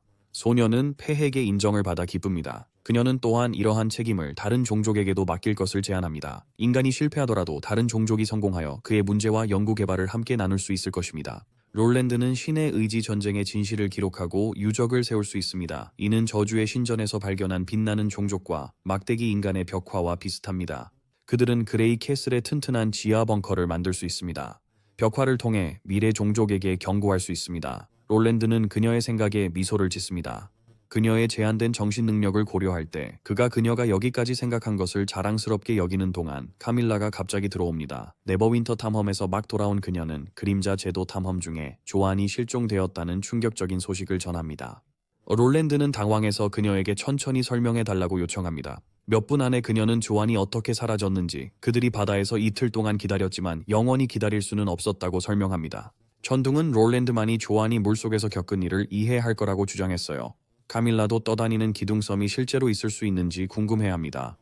롤랜드도 전혀 모르겠어요. 그가 더 깊이 파고들수록 이 세계는 더 이상해집니다. 이제 현실은 그의 꿈처럼 뒤틀려 있습니다. 길게 늘어진 바다 기둥들은 물고기를 끌지 않았고 오직 조안만이 카밀라가 설명한 깊은 곳으로 끌려갔어요. 그녀의 손가락은 갑자기 비정상적으로 늘어났습니다. 보통 이런 왜곡은 참을 수 없는 고통을 줍니다. 하지만 조아는 아무것도 느끼지 못했어요. 롤랜드는 공간 왜곡이라고 결론 내렸습니다. 그는 천둥이 돌아오는 게 맞다고 동의하며 조안이 살아있고 아마도 바다 경계 동쪽으로 휩쓸려 갔을 거라고 확신합니다. 하지만 카밀라는 그녀가 눈 깜짝할 사이에 수천 마일을 이동했다는 것을 믿지 않아요. 롤랜드는 그저 추측일 뿐이라고 인정합니다. 확실한 것은 그림자 바다의 수위가 많이 낮아졌다는 것입니다.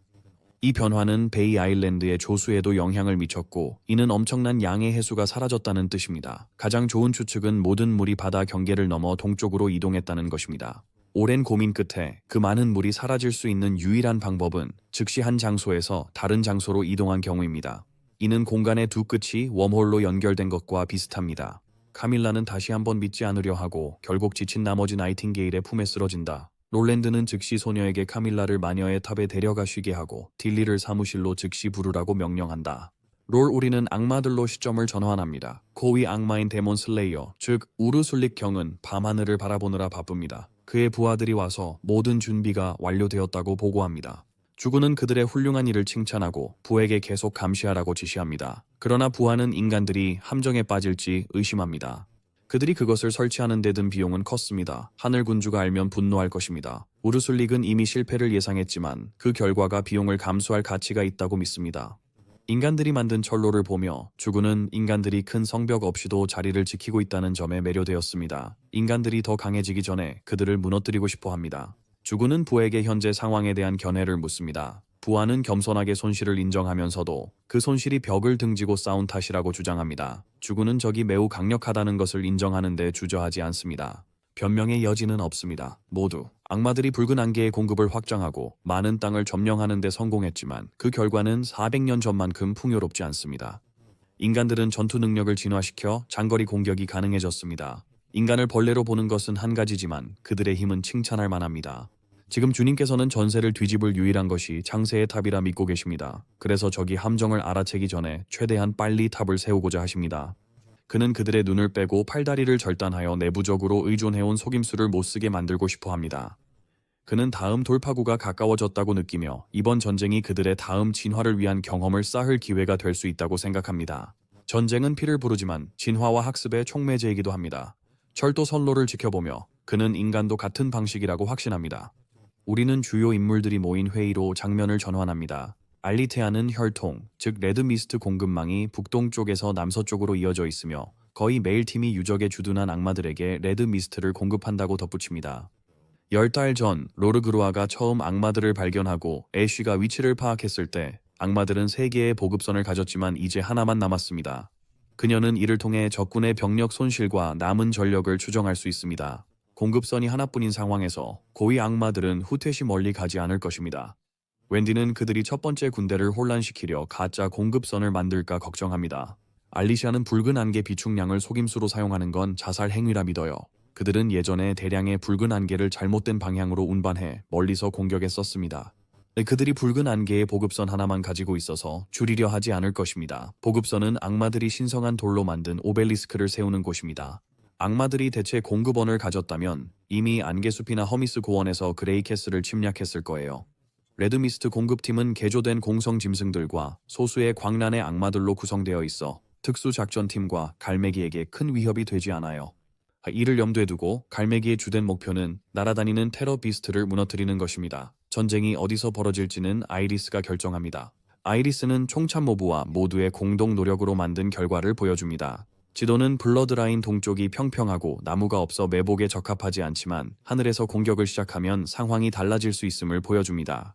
결국 갈매기는 위에서 모든 것을 볼 수 있습니다. 서쪽의 지형은 훨씬 더 험난하고 작은 산이 있습니다. 그쪽은 팬텀 장치에서 부분적으로만 보이기 때문에 지도를 완성할 필요가 있습니다. 안드레아 퀸씨가 사격 위치로 적합한 장소는 북쪽에서 남쪽으로 3곳이 있습니다. 언덕 꼭대기, 언덕 기슭의 정글, 그리고 높은 언덕 지대입니다. 가장 유리한 사격 위치는 언덕 꼭대기예요. 하지만 이 언덕 꼭대기는 보급선에서 멀어요. 갈매기가 데몬 슬레이어를 막으면 특수부대는 지원을 위해 먼 길을 가야 해요. 또한 정상에는 숨을 곳이 없어서 증원군이 하늘의 테러 비스트들에게 완전히 노출될 것입니다. 무슨 일이 생기면 갈매기가 즉시 그들을 구출할 수 없을 것입니다. 팬텀 장치의 범위가 제한적이라 모든 걸 명확히 볼 수 없어요. 언덕 꼭대기가 전체를 볼 수 있는 유일한 높은 지대지만 방어시설이 없으면 그곳에 배치되는 건 안전하지 않다고 느낄 거예요. 라이트닝이 악마들이 준비하지 않은 것 같다고 했지만 마법 전쟁에서는 조심해야 합니다. 특수작전팀의 강점은 비밀 유지에 있으며 그들이 드러나면 계획된 매복이 망가질 것입니다. 참고로 특수작전팀은 안드레아와 다른 사람들로 이루어져 있습니다. 배경에서 지켜보던 알리테아는 아이리스의 철저한 계획에 감명을 받습니다. 그녀는 빈틈없이 준비합니다. 그녀는 속으로 아이리스를 칭찬하며 롤랜드에게 그가 재능 있는 인간들을 지휘한다고 알립니다. 롤랜드는 이 기회를 이용해 모든 것이 교육 덕분이라고 자랑합니다. 테킬라 마녀들이 몇 년 전 교육을 중시했다면 인간들은 지위를 높이는 중요한 자산이 되었을 거예요. 본론으로 돌아가서 롤랜드는 매복에 대한 아이리스의 최적 위치를 묻습니다. 아이리스는 상이슬계 정글을 선택합니다. 저격팀은 그곳에서 시야가 좁을 수 있지만 쉽게 숨을 수 있습니다. 필요하다면 하늘을 감시하면서 정글에서 틸리 공주를 지원할 수 있습니다. 물론 그들은 상이슬게 숨을 수 있지만 그것은 테킬라 유적지와 너무 가깝습니다. 적이 후퇴하면 그 위치가 드러날 것입니다. 그녀의 결론은 현재 정글이 최선의 선택이라 믿습니다. 정글은 두 가지 장점을 모두 갖추고 있습니다. 언덕에 있으면 하늘에 있는 테러 비스트에게 노출됩니다. 테킬라 근처에 있으면 바락맥에 노출됩니다. 그들이 후퇴할 때 두 팀이 좌우에서 악마 사냥꾼의 퇴로를 압박해 안드레아가 저격총으로 매복할 기회를 줍니다. 악마가 의도를 눈치채지 못하더라도 안드레아의 존재를 알아차린다 해도 신의 처벌을 내리는 마녀들이 퇴로를 막을 것입니다.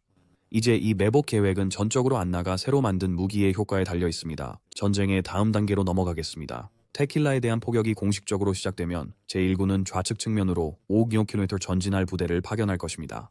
특수작전팀의 퇴각을 지원하기 위해서입니다. 매복이 시작되는 시점은 전적으로 적의 저항 정도에 달려 있습니다. 현재로서는 계획이 여기까지입니다.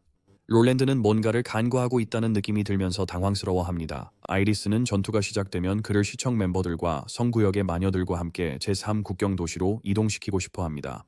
바로프 노인은 왕에게 명령을 내리는 이 여자에게 화를 내고 있는 동안 안나는 악마들이 네버윈터를 공격할 계획이 있는지 묻습니다. 아이리스는 그럴 가능성은 거의 없다고 판단합니다. 그렇다고 그 가능성을 무시할 수는 없습니다. 결국 보급선만으로는 악마의 수를 정확히 추정할 수 없기 때문입니다. 예를 들어 3,000마리 악마를 지원하는 붉은 안개 용기는 1,000마리 악마가 더 먼 거리 이동에도 쓰일 수 있습니다. 악마들은 전에 네버윈터에 나타났지만 그때는 경고용이었습니다. 이번에 그들이 온다면 그들의 목표는 성구역 자체가 될 것이며 평범한 악마들만이 아닐 것입니다. 테킬라를 포기하더라도 높은 계급의 악마들이 나타날 것입니다. 최악의 경우 그들은 망설이지 않을 것입니다. 모두가 같은 생각을 할 때 롤랜드는 그녀의 계획을 따르기로 합니다. 그런 다음 회의에서 롤랜드가 모두에게 승리의 희망을 불어넣어 사기를 높이는 격려 단계가 이어집니다. 모두가 함께 행동하며 각자의 역할을 다해야 해요. 그들은 악마를 물리치고 테킬라를 되찾을 거예요. 모두가 마음을 다해 임무를 완수하겠다고 외칩니다.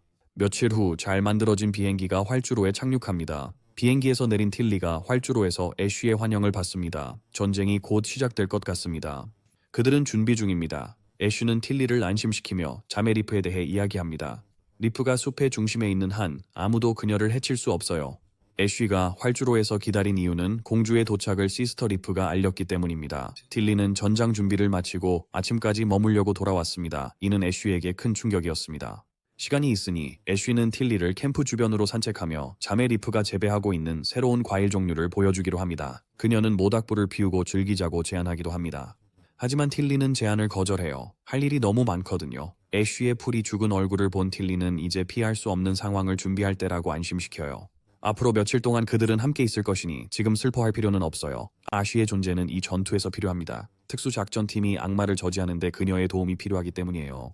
그들은 오늘 밤 짐을 싸고 내일 전선에 도착해야 해요. 갈매기를 타고 그곳에 갈 것이며 나머지 세부 사항은 가는 길에 설명될 거예요. 모닥불 파티는 바쁠 수 있지만 애쉬가 말한 실험 과일을 시도할 시간은 충분해요. 애쉬는 틸리가 갈매기를 조종한다는 사실에 마음이 편치 않아요.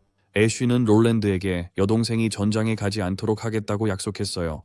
그녀는 빠르게 폐하를 향해 돌아서지만 틸리가 그 임무는 자신이 자원했다고 말합니다. 틸리가 자원했어요.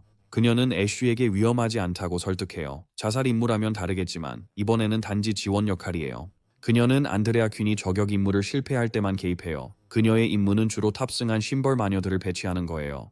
애쉬는 마법 학살 악마가 끼어들면 상황이 나빠질 것이라고 두려워합니다. 물론 틸리는 이미 이 점을 고려했습니다. 그녀는 악마 학살자의 눈앞에 갈매기를 날려 마녀들을 내려놓을 정도로 어리석지 않습니다. 게다가 갈매기를 미끼로 쓸 필요도 없어요. 그녀가 할 일은 악마 사냥꾼을 위해 붉은 안개 용기를 운반하는 적군을 제거하는 것뿐입니다. 결국 마법 사냥꾼은 보충 없이 재충전이 필요할 것입니다. 병원을 떠나는 것은 불가능할 것입니다. 간단히 말해서 신의 징벌 마녀들은 적의 도착을 기다렸다가 그들을 전투로 끌어들여 웬디와 틸리가 안전하게 돌아올 시간을 벌 것입니다.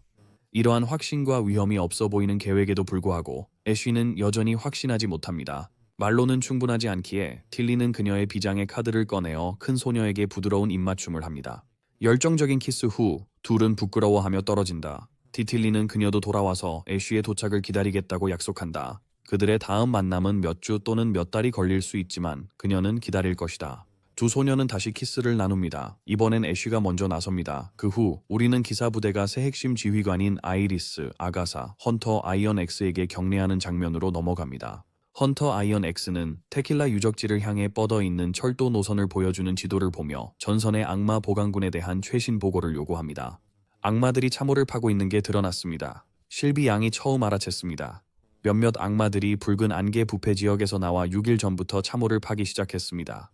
그 후 라이트닝 양이 확인하고 참호 안에서 악마들이 움직이는 걸 발견했습니다. 그래서 그녀는 라이트닝의 스케치에 따라 그곳을 위험 구역으로 표시했습니다. 처음엔 거칠어 보이지만 그 배치는 한때 제1군이 만든 참호와 놀랍게도 비슷합니다. 참호는 10m에서 수십 미터 간격으로 배치되고 여러 세로 도랑으로 연결되어 있습니다. 제1군 참호와 악마 참호의 큰 차이점은 악마들이 후퇴를 위해 더 많은 세로 통로를 팠다는 것입니다. 최대 편차가 2m를 넘지 않아 전체 참호 시스템이 깔끔하고 일관되며 잘 조직된 것처럼 보입니다. 아가사는 이 생명체들이 인간에게서 배우고 있다는 것을 알 수 있습니다. 그리고 그들의 설계는 아이리스의 호기심을 자극했습니다. 그녀가 보기에 그 세로 참호들은 후퇴를 위한 것이 아니라 공격을 위한 것입니다. 철도끼도 동의합니다. 결국 참호에 숨으면 파편에 맞을 위험이 줄어듭니다. 하지만 악마들은 요새 대포를 견딜 방법이 없습니다. 몇 개의 참호만으로는 상황을 바꿀 수 없습니다. 그들은 제1군의 진지를 공격하여 승리하기를 바랄 수밖에 없습니다. 이것이 아마도 그들이 종방향 참호를 그렇게 가까이 지은 이유일 것입니다. 그들이 더 밀집될수록 이동시간이 줄어듭니다. 아가사는 계획 조정을 고려하지만 아이리스는 변화가 필요 없다고 생각합니다. 포병 사정거리 내에 들어오면 그녀는 그들의 장갑 열차인 블랙리버가 발포하기를 원합니다. 탄약의 낭비일 수도 있지만 폐하께서는 예측할 수 없는 상황에 대비하여 충분한 비축량을 준비해 두셨습니다. 아이언 X는 철도 건설 현장의 현재 상태에 대해 문의합니다. 기사단은 적의 방역이 더 빈번해졌지만 입힌 피해는 미미하다고 보고합니다. 미친 악마들은 철도 선로에 접근하기 어려워 주로 지상군 대신 공중에서 테러 짐승을 보냅니다. 그들은 비행 짐승을 쉽게 처치했지만 더 높은 악마가 끼어들었습니다. 이 생명체는 지속적인 위협이 되었습니다. 나타날 때마다 스스로 주목을 끌고 그 틈을 타서 테러피스트들이 뛰어들어 공격합니다. 그 생물은 매우 교활하여 방어의 가장 약한 지점을 위에서 공격하며 착지할 때 그것을 보는 사람을 몇 초 동안 혼란스럽게 만듭니다. 신의 형벌석이 있어도 깨기 어렵습니다. 그 돌이 없었다면 벙커에 숨은 노동자들은 악마의 영향으로 공황에 빠졌을 것입니다. 가까이 있을수록 효과는 더 나빠져요. 구름 속 공포의 짐승들은 이 약점을 이용해 공격합니다. 실비가 전투 전에 최전방에 경고하지만 머리 위에서 급강하하는 목표를 요격하는 것은 여전히 어려워요. 특히 한두 번의 공격으로는 죽일 수 없기 때문이죠. 지금까지 제1군이 이룬 최고의 성과는 악마가 착지한 후 그 팔 하나를 부러뜨린 것이었어요. 하지만 며칠 후 다시 나타났을 때 그 팔은 다친 적이 없었던 것처럼 완전히 회복되어 있었어요. 설상가상으로 여러 부대가 참모본부에 보고하기를 마법 학살자 악마의 움직임이 점점 예측하기 어려워지고 있으며 마치 이 수준의 전투에 적응하는 것 같다고 했어요. 예전에는 기관총 한 대로도 경로를 막고 방향을 바꿀 수 있었지만 이제는 두세 개 분대가 함께 사격해야 같은 효과를 얻어요. 폐하께서 발명하신 무기와 신의 징벌석이 없었다면 이 생명체는 자신의 힘만으로 모두를 죽일 수 있었을 것입니다. 아가사도 연합시대의 악마들이 같은 방법을 썼다고 확인합니다. 고위 악마들은 끊임없는 전투로 진화합니다. 그들이 더 심하게 다칠수록 돌아올 때 더 강해집니다. 마법과 전투 기술 모두에서 많은 초월자들이 그들의 손에 죽었어요. 그들을 막지 못했을 뿐만 아니라 오히려 그들이 더 강해지도록 도와주고 말았어요. 그녀는 이 다중 능력을 가진 괴물이 파괴되지 않는다면, 그리고 탈출하면 결과는 상상할 수 없어요. 승리를 위해 여기서 제거해야 해요. 그때 무기로 가득한 블랙리버가 도착합니다. 그렇게 그들은 테킬라 유적 공격 준비를 마쳤습니다. 3명의 유능한 지휘관이 감시탑에 들어서자 유적이 그들 앞에 완전히 펼쳐졌습니다. 고향을 보니 아가사의 기억이 떠오릅니다. 그녀는 동맹에 가입한 날을 회상합니다. 의식 후에 초월 마녀들은 그녀와 같은 젊은 인재가 그들의 대열에 합류한 것을 기뻐했습니다.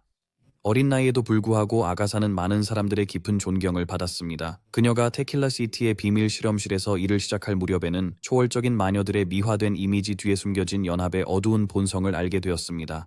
수호자로 칭송받던 그들은 실험을 위해 동족을 희생양으로 삼았습니다. 이는 그녀에게 혐오감을 주었고 그녀는 그들의 방식과 관련을 맺고 싶지 않았습니다. 어느 날 악마들이 도시를 침입했습니다. 성벽이 뚫리고 동맹군은 무너졌으며 테킬레는 희망이 없었습니다. 하인들은 그녀가 악마들과 싸우는 동안 도시를 떠나라고 재촉했습니다. 그녀는 적을 막는 동안 부하들에게 도망치라고 했습니다. 그녀는 그들이 큰 산을 넘고 강을 건너 질서가 재구성될 수 있는 그 야만적인 땅을 찾기를 바랐습니다. 그러나 그녀의 하인 중 한 명은 끝까지 남아 자신의 목숨을 걸고 주인을 보호하는 의무를 지켰습니다. 현재로 돌아와 그녀는 철도끼에게 특별한 요청을 합니다. 만약 제1군이 전선을 10km 내로 성공적으로 전진한다면 그녀는 자신과 신벌 마녀들이 테킬라시를 목표로 첫 포탄을 발사할 수 있기를 바랍니다. 며칠 후 악마들이 조심스럽게 움직이며 참호를 통해 전진 최전선에 있는 첫 번째 군대에 점점 더 가까워집니다. 불행히도 실비는 악마들이 그녀의 시야를 가리기 위해 2개의 큰 신벌석을 배치하여 더 이상 그들의 움직임을 볼 수 없습니다. 마침내 그녀는 적이 움직이고 있다는 경고 알람을 울린다. 선로에서 작업 중인 공학팀은 즉시 가장 가까운 대피소로 달려간다. 그들은 허가 없이 떠나지 말라는 엄격한 명령을 받았어요. 모두 대피소에 들어가자 실비는 공학팀의 성공적인 대피를 보고해요. 기지가 정전 상태에 들어가자 제1군이 이동하기 시작합니다. 실비의 업무는 바빠졌습니다. 그녀는 동시에 모든 질문에 답하고 있습니다.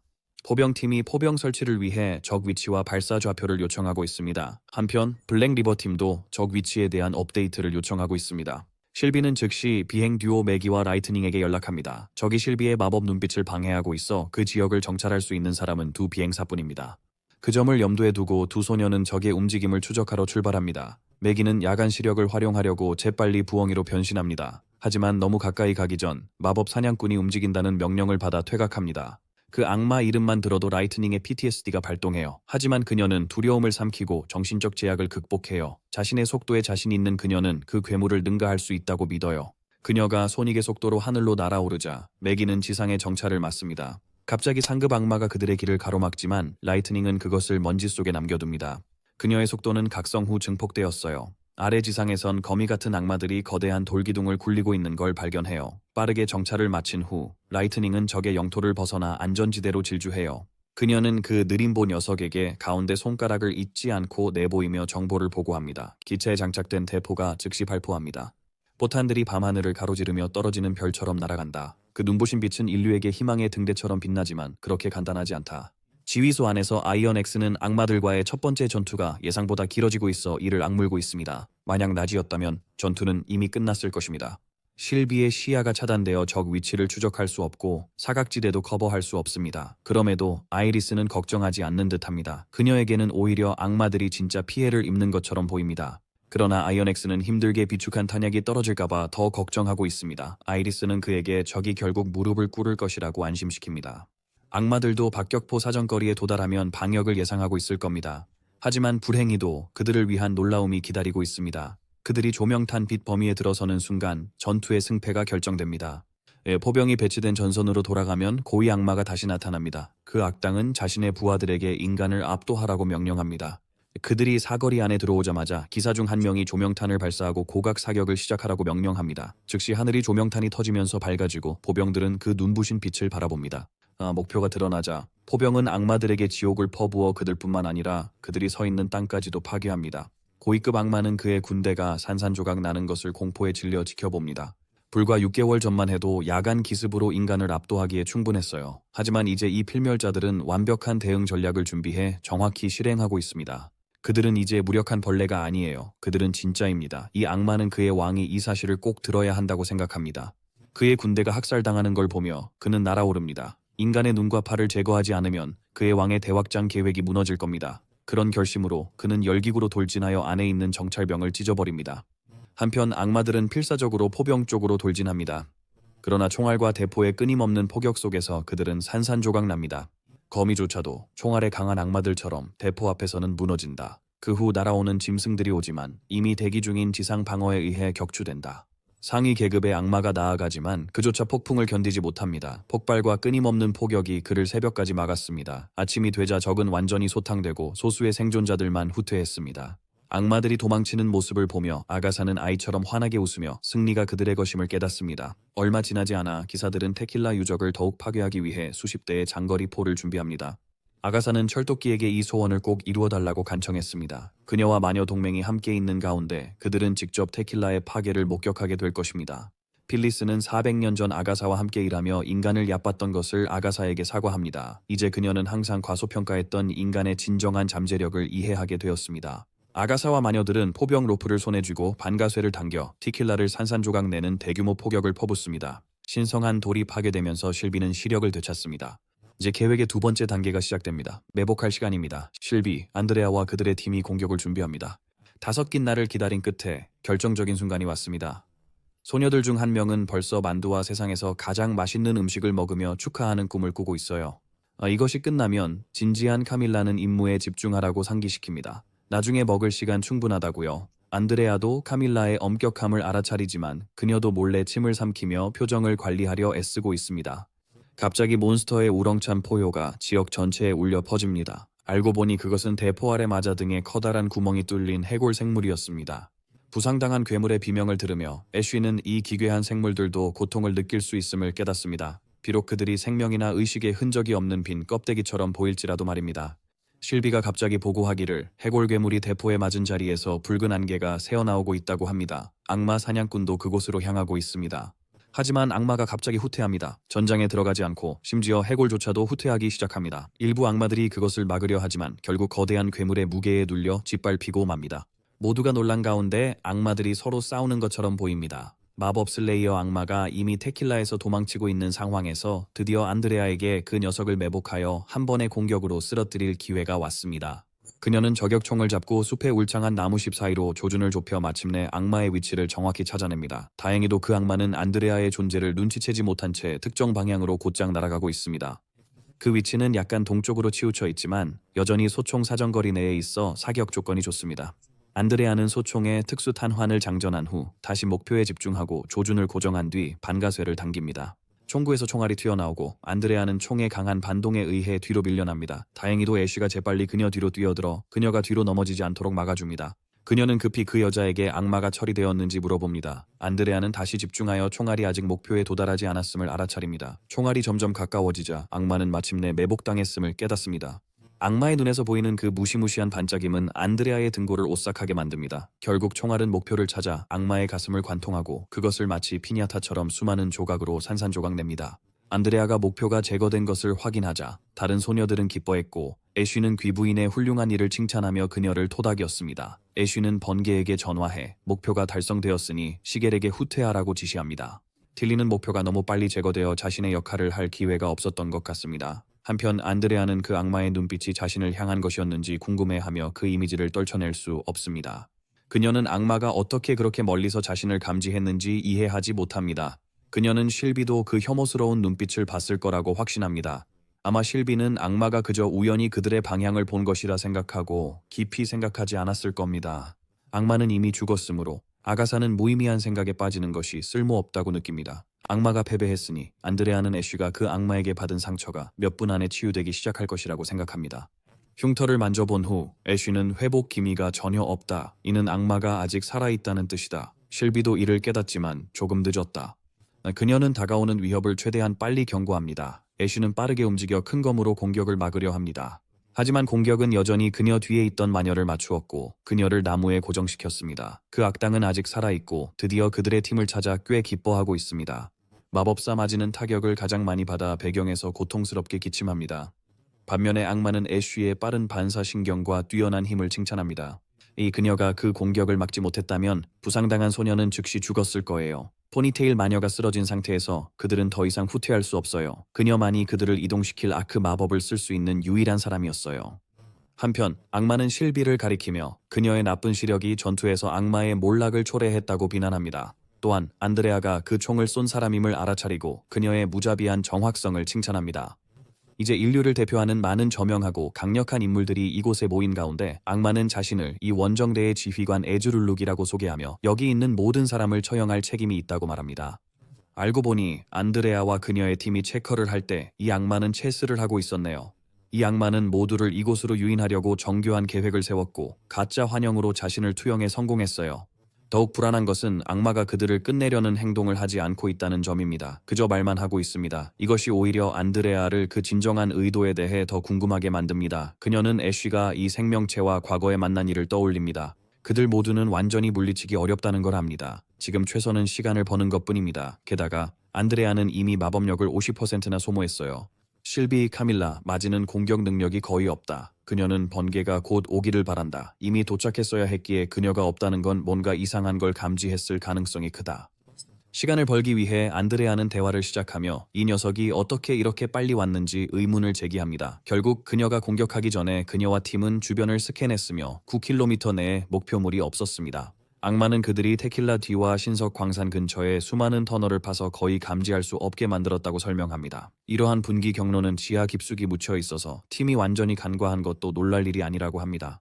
그들은 함정을 인지하지 못한 채 지역을 계속 감시하다 결국 그 함정에 빠졌다. 안드레아는 그가 어떻게 그들의 위치를 찾았는지 더 묻는다.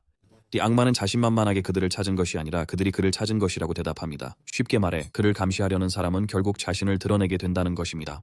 당연히 안드레아는 충격을 받습니다. 그것이 바로 천안의 악마가 목표를 추적하는 방식이기 때문입니다. 하지만 그녀는 여전히 그 많은 눈을 가진 괴물이 하늘에 어떻게 나타났는지 이해하지 못합니다.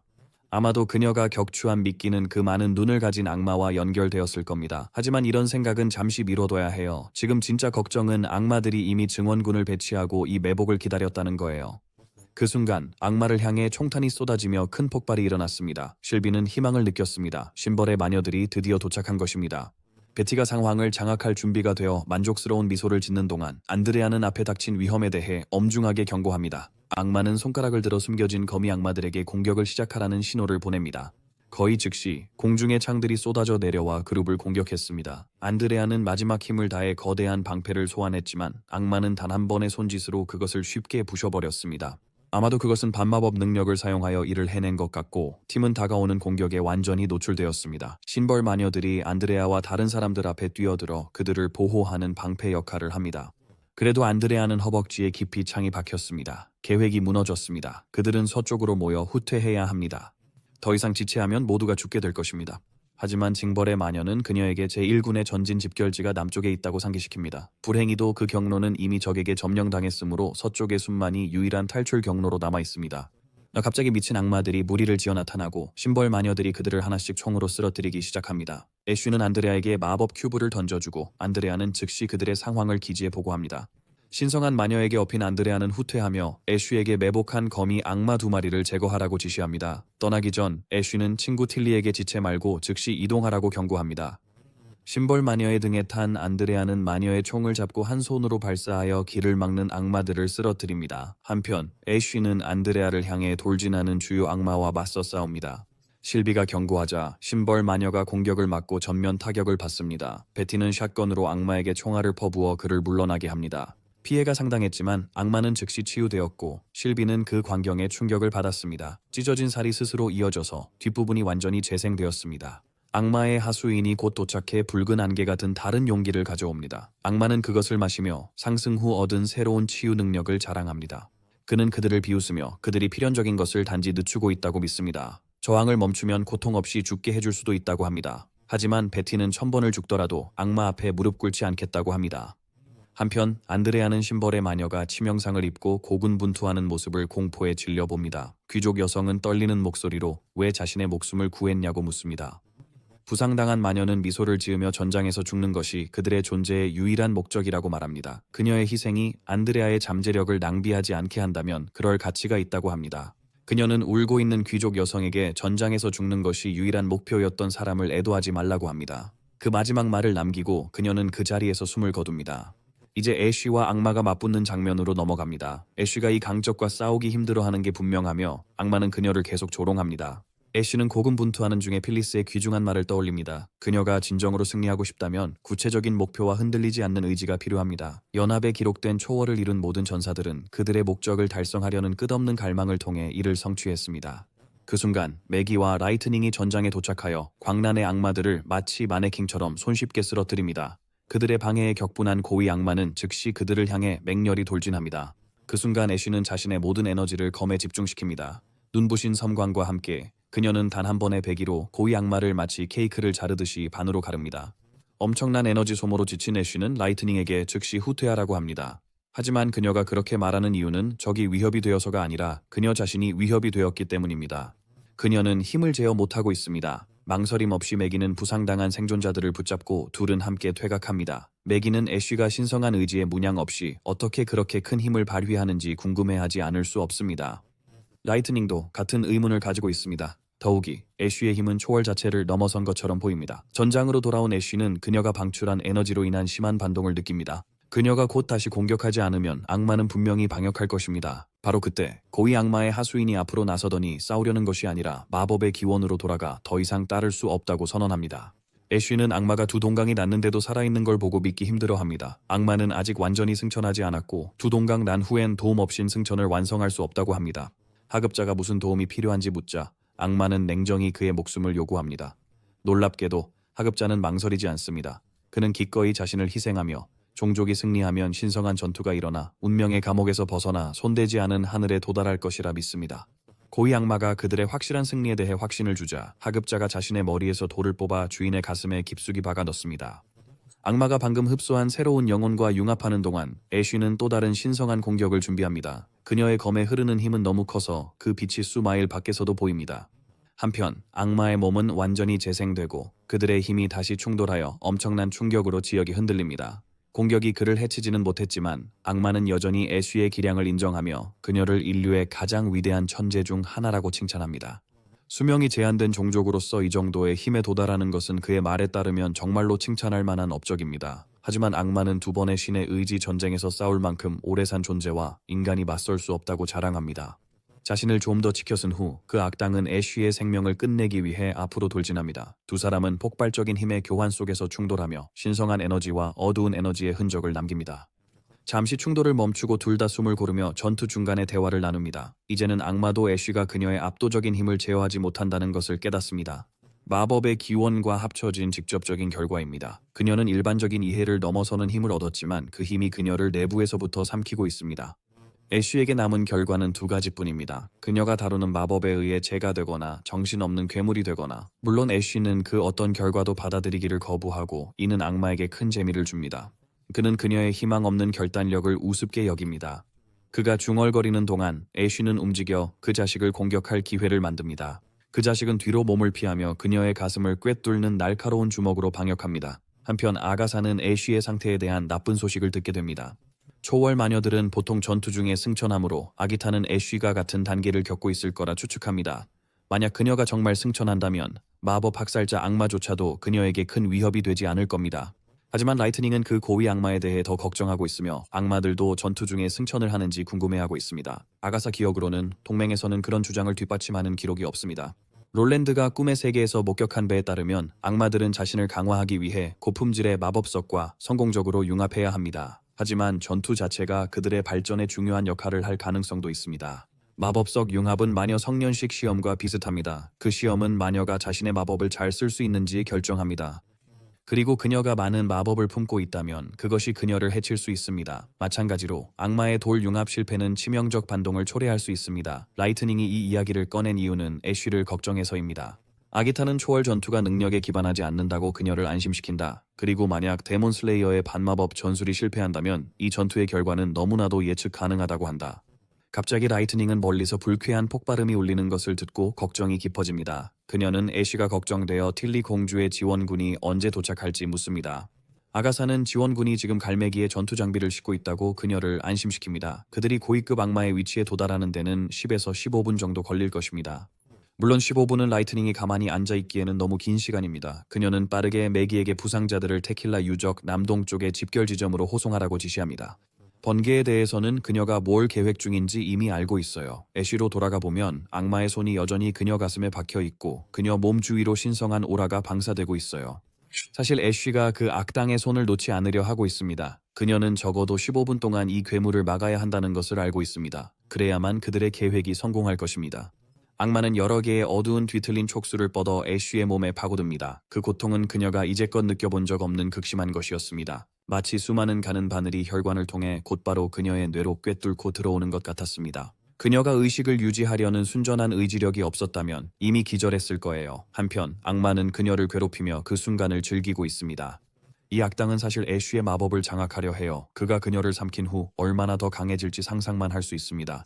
애쉬는 이 녀석의 통제에 빠지지 않으려 최선을 다하고 있습니다. 그의 등이 기괴하게 변형되고 불룩해지기 시작합니다. 애쉬는 계속 저항하며 그 추한 생명체로부터 조롱 섞인 칭찬을 받습니다.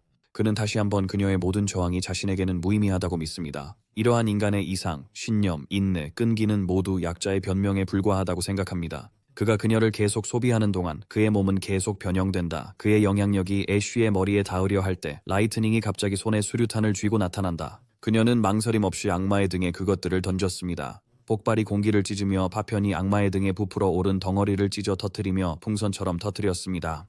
애쉬가 악마의 촉수를 몸에서 밀어낼 완벽한 기회였고 그녀는 이를 위해 한순간도 지체하지 않았어요. 그동안 악마는 인간을 과소평가하고 있었죠. 이제 애쉬가 이 추한 괴물을 내려다볼 차례입니다. 우리의 소녀는 마지막 신성한 빛 공격을 발사하여 그 자리에서 괴물을 소멸시키고 공중으로 증발시킵니다. 부상을 입은 라이트닝은 그녀의 거친 친구에게 다가갑니다. 애쉬는 상처에도 불구하고 라이트닝의 마지막 순간 개입이 그들의 승리를 이끌었다는 것에 자부심을 느낍니다. 하지만 그 미소는 곧 충격으로 변하고 라이트닝은 애쉬가 사라지는 걸 봅니다. 손에서부터 시작해 애쉬는 운명을 받아들이며 후회 없는 모습을 보입니다. 그녀가 사용한 힘에 대한 대가입니다. 누군가가 도달하고자 하는 목표에 눈을 두면 마법은 그들을 그 목표로 이끕니다. 그러나 자신이 감당할 수 있는 것보다 더 많은 힘을 요구할 때는 항상 대가가 따릅니다. 그녀는 몸이 사라지기 전 몇 마디 암호 같은 말을 남기고 흔적 없이 사라집니다. 전투가 끝나고 우리는 며칠 후로 빠르게 넘어갑니다.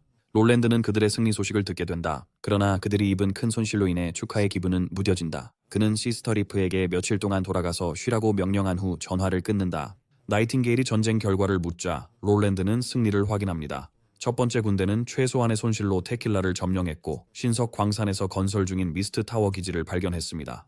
매복 계획은 실패했지만 마법 학살자 악마가 죽은 것이 확인되었습니다. 악마가 사라져서 번개와 시스터리프를 괴롭혔던 저주가 드디어 풀렸습니다. 그들의 승리는 엘레나와 애쉬 두 마녀의 희생을 대가로 이루어졌습니다. 참고로 엘레나는 안드레아를 구하기 위해 자신을 희생한 심벌 마녀였습니다. 물론 나이팅게일도 그 결과에 대해 기뻐하지 않습니다. 애쉬가 초월적인 존재로 변하여 악마와 함께 사라졌다고 전해집니다.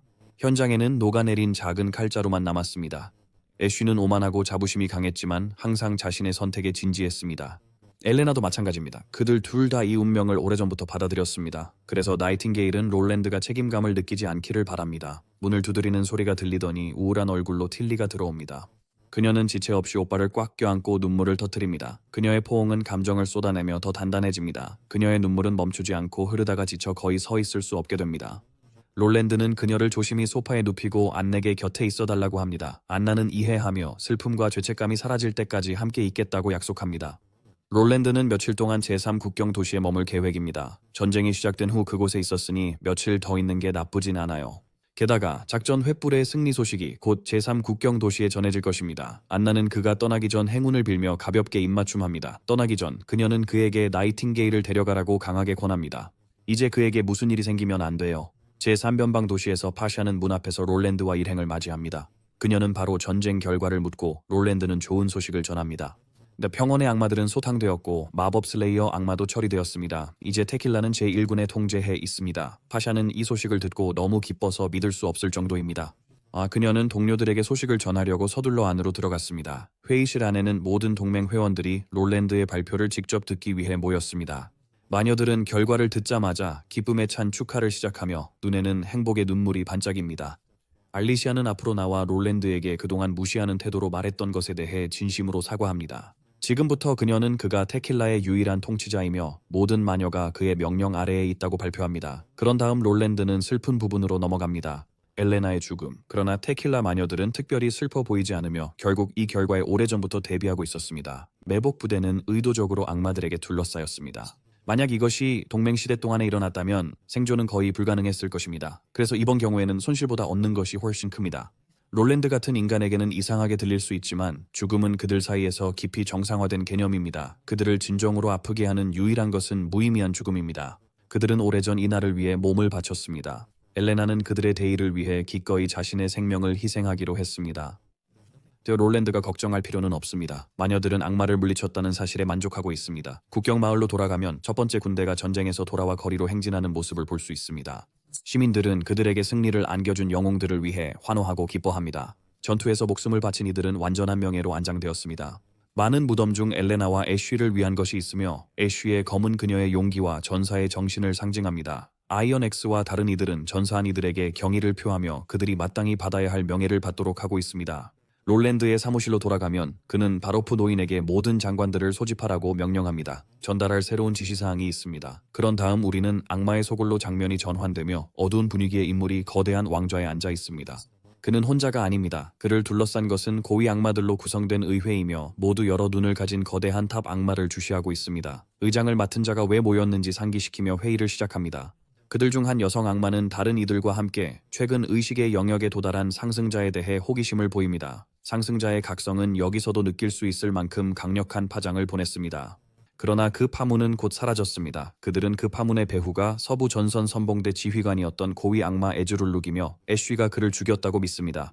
모두가 서쪽에서 무슨 일이 있었는지 궁금해합니다. 의회 지도자는 에즈룰룩이 죽었다고 선언하는 것이 자랑스럽지 않다고 인정하며 이 발언은 여성 악마를 짜증나게 합니다. 인간들이 너무 거만해지기 전에 그들의 고위 동료 중 한 명을 죽인 후 그녀는 그들이 전멸해야 한다고 주장합니다.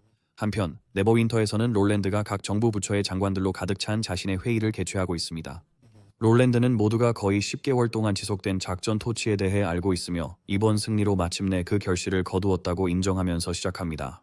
네버윈터의 영향력은 이제 비옥한 평야 깊숙이까지 확장되었으며 수백 킬로미터 떨어진 곳까지 악마의 위협은 완전히 제거되었습니다. 이 순간부터 서부 지역은 더 이상 위험하고 험난한 황무지가 아니라 무한한 자원을 제공할 수 있는 광활한 비옥한 영토가 될 것입니다. 내 왕국의 모든 땅을 합친 것보다 더 넓은 평야는 앞으로 100년 동안 네버윈터의 주요 확장 방향이 될 것입니다. 현재 롤랜드가 필요로 하는 유일한 자원은 더 많은 인구입니다. 네버윈터의 인구는 꾸준히 증가하여 현재 20만 명에 이르고 있습니다. 하지만 그는 성장률을 크게 높이려 합니다. 바로브는 인구 확장 계획을 총괄할 것입니다. 목표를 설명한 후 롤랜드는 안나와 함께 마법 큐브 증기 엔진 프로토타입 실험을 위해 공장으로 가기로 합니다. 지하 벙커에서 우리는 셀레네가 만든 마법 큐브로 구동되는 작동 중인 프로토타입을 봅니다. 셋을 세고 나서 롤랜드는 레버를 당겨 엔진을 작동시킵니다. 기계가 생명을 얻은 듯 웅웅거리며 작동을 시작합니다. 톱니바퀴가 돌아가면서 바퀴가 회전하기 시작합니다. 이 발명품으로 인해 롤랜드는 현재의 산업혁명이 곧 구식이 될 것이라고 확신합니다. 솔직히 그의 이전 세계 사람들도 이 정도 효율성을 달성 못했고 이 5세대 증기 엔진들이 그 효율성을 제공할 것이라 약속합니다.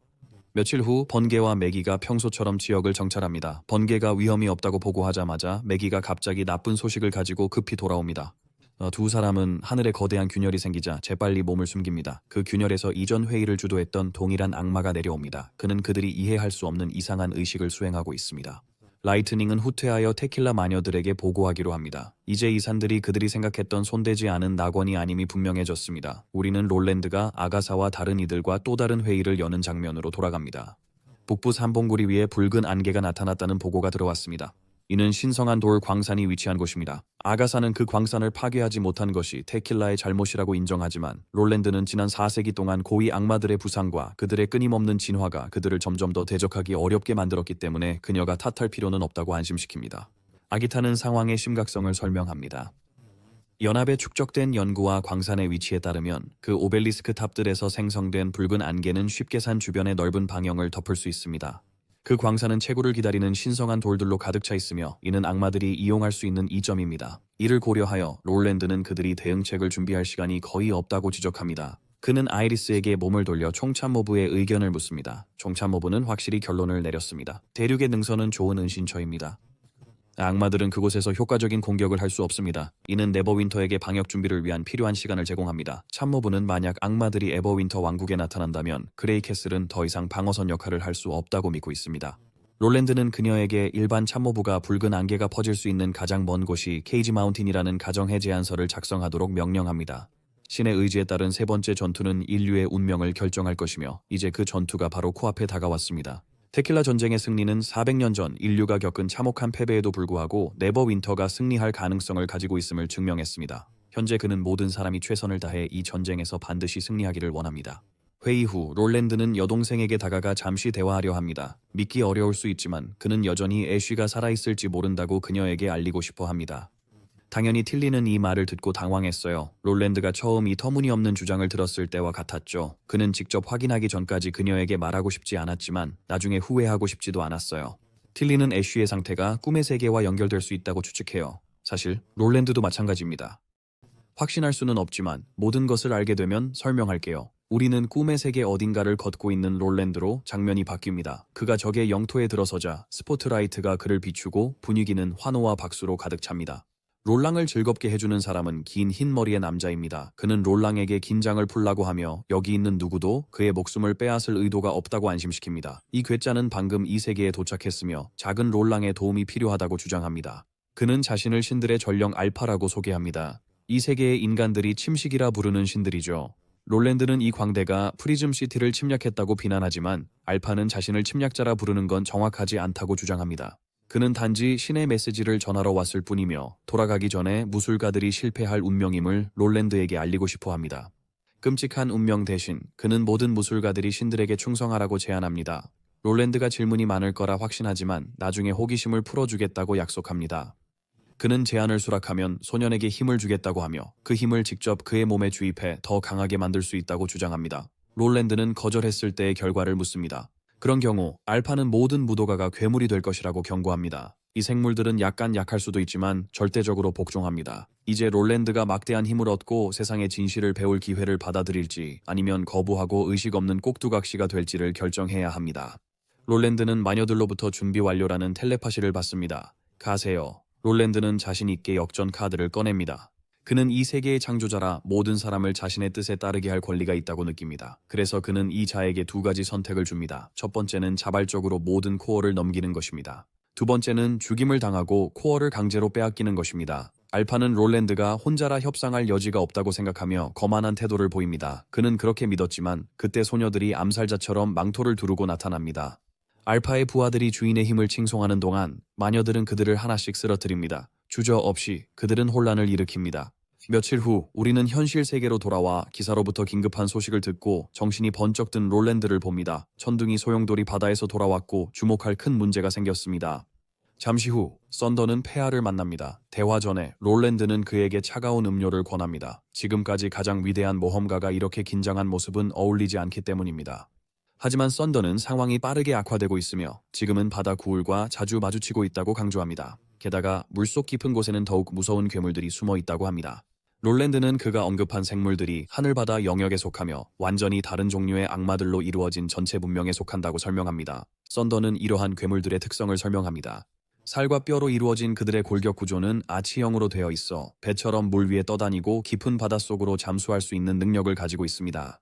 롤랜드는 신의 유물에서 본 비슷한 생물들을 떠올립니다. 그는 함대가 어떻게 위험을 피했는지 묻습니다. 알고 보니 썬더와 그의 승무원들은 운이 좋았어요. 그 괴물들은 내부 갈등에 휘말려 도망칠 기회를 주었습니다. 롤랜드는 위대한 모험객에 여전히 자신의 정체를 숨길 의향이 있는지 물었습니다. 폐하께서는 이번 탐험 후에 썬더가 라이트닝을 인정하고 그녀에게 진실을 밝히고 싶어 했던 것을 기억하십니다. 이번 탐험이 아무런 성과를 거두지 못했고 이제 하늘바다 영역이 대부분의 바다를 지배하고 있다는 것을 알게 되었으니 롤란는 유감스럽게도 썬더가 당분간 새로운 모험을 떠날 수 없을 것이라고 발표합니다. 지금 폐하께서는 악마들과 싸움에 집중하고 싶어 하십니다. 라이트닝도 아버지를 보고 싶어 하니 지금이 그가 그녀에게 정체를 드러내기에 좋은 시기입니다. 천둥은 이것을 해야 할지 확신이 없어 생각할 시간이 필요합니다. 그 후 우리는 인근 땅을 점령한 악마들을 관찰하는 감시탑 위의 사냥꾼 철도끼에게로 장면을 전환합니다. 한 병사가 갑자기 도착해 네버윈터에서 물품이 잘 도착했다고 보고하며 그것이 폭발물이라고 말합니다. 계획이 준비되자 아이언엑스는 악마기지에 설치된 TNT를 폭파하라고 명령합니다. 병사가 작동시키자마자 팡시티에서 큰 폭발이 일어나 점령 중이던 악마들을 소멸시킵니다. 도시 안에서는 의회에서 봤던 고위 악마가 폭발 현장으로 급히 달려가지만 동족이 타버린 것만 발견합니다. 그 거물은 부하 토도로크에게 인간 군대의 움직임을 정찰하고 작은 활동이라도 보고하라고 명령합니다. 또한 자이시스에게는 여기서 무슨 일이 있었는지 조사하고 생존자를 찾으라고 지시합니다. 고위 악마인 말은 이것이 또 다른 골치 아픈 인간의 발명품일지도 모른다고 불만을 가집니다. 이후 모든 전투기가 하늘로 날아오를 준비 중인 공군 기지로 장면이 바뀝니다. 알고 보니 틸리는 이 임무에 모든 훈련생 조종사를 데려갈 계획입니다. 이 훈련생들이 부족한 것은 이론적 지식이며 지금 한 달을 들여 가르치는 것은 의미가 없어요. 그녀는 임무 후 언제든 이론을 가르칠 수 있습니다. 그렇게 그녀는 비행기에 올라타고 이륙하자마자 훈련생들이 그녀를 따라 완벽한 조화를 이루며 하늘로 솟아오릅니다. 조종사들과 함께 북부전쟁에 전적으로 헌신하는 많은 사람들이 있습니다. 그들은 서로 다른 왕국과 지역에서 왔지만 공통의 목표를 위해 하나로 행동합니다. 이 통합된 움직임은 신성의지의 전투에서 전세를 뒤집을 수 있습니다. 인류는 이전 2번의 신성 전쟁에서 이렇게 단결된 적이 없었습니다. 우리는 다시 상급 악매계로 돌아가 그가 어두운 의식을 수행하며 거대한 포털을 소환하는 장면을 봅니다.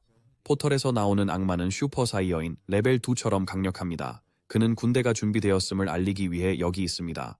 그 대장부는 목표를 세웁니다. 이 섬의 모든 사람을 죽이고 땅을 차지하라. 붉은 악마가 위세를 떨치며 포털에서 수많은 악마 군대가 쏟아져 나와 섬을 향해 곧장 행진합니다. 전쟁이 시작된 지 15분이 지났고 적은 이미 내성을 점령했습니다. 이상한 점은 그들이 인간을 단 한 명도 만나지 않았다는 것입니다. 이곳은 완전히 버려져 있습니다. 도시 곳곳에는 많은 미완성 건물들이 서 있고 그 상태로 보아 최근에 세워진 것 같습니다. 이는 듀크섬이 불과 며칠 전에 버려졌다는 것을 나타냅니다. 그러고 나서 반전이 일어납니다. 전체 듀크섬이 거대한 폭발로 폭발합니다. 충격파가 바다를 가로질러 퍼지고 불타는 버섯 구름이 하늘로 솟아오릅니다.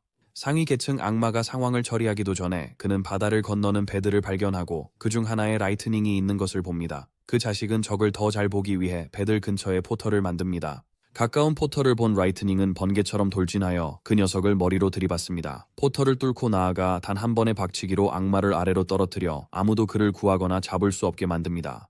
우리는 롤랜드가 꿈의 영역에서 발키리라는 여인과 대화하는 장면으로 이동합니다. 폐하께서는 이 뿔 달린 여성과 협상하려고 여기 있습니다. 이 세계의 창조자라는 점이 그에게 유리하게 작용할 것이라 기대하며 그녀에게 자신의 직함과 계급을 제대로 소개하라고 요구합니다. 그 여자는 자신을 악몽의 군주라고 소개합니다. 롤랜드는 그녀에게 익숙한 여자의 사진을 보여주며 배신자 신의 사자를 본 적이 있는지 묻습니다.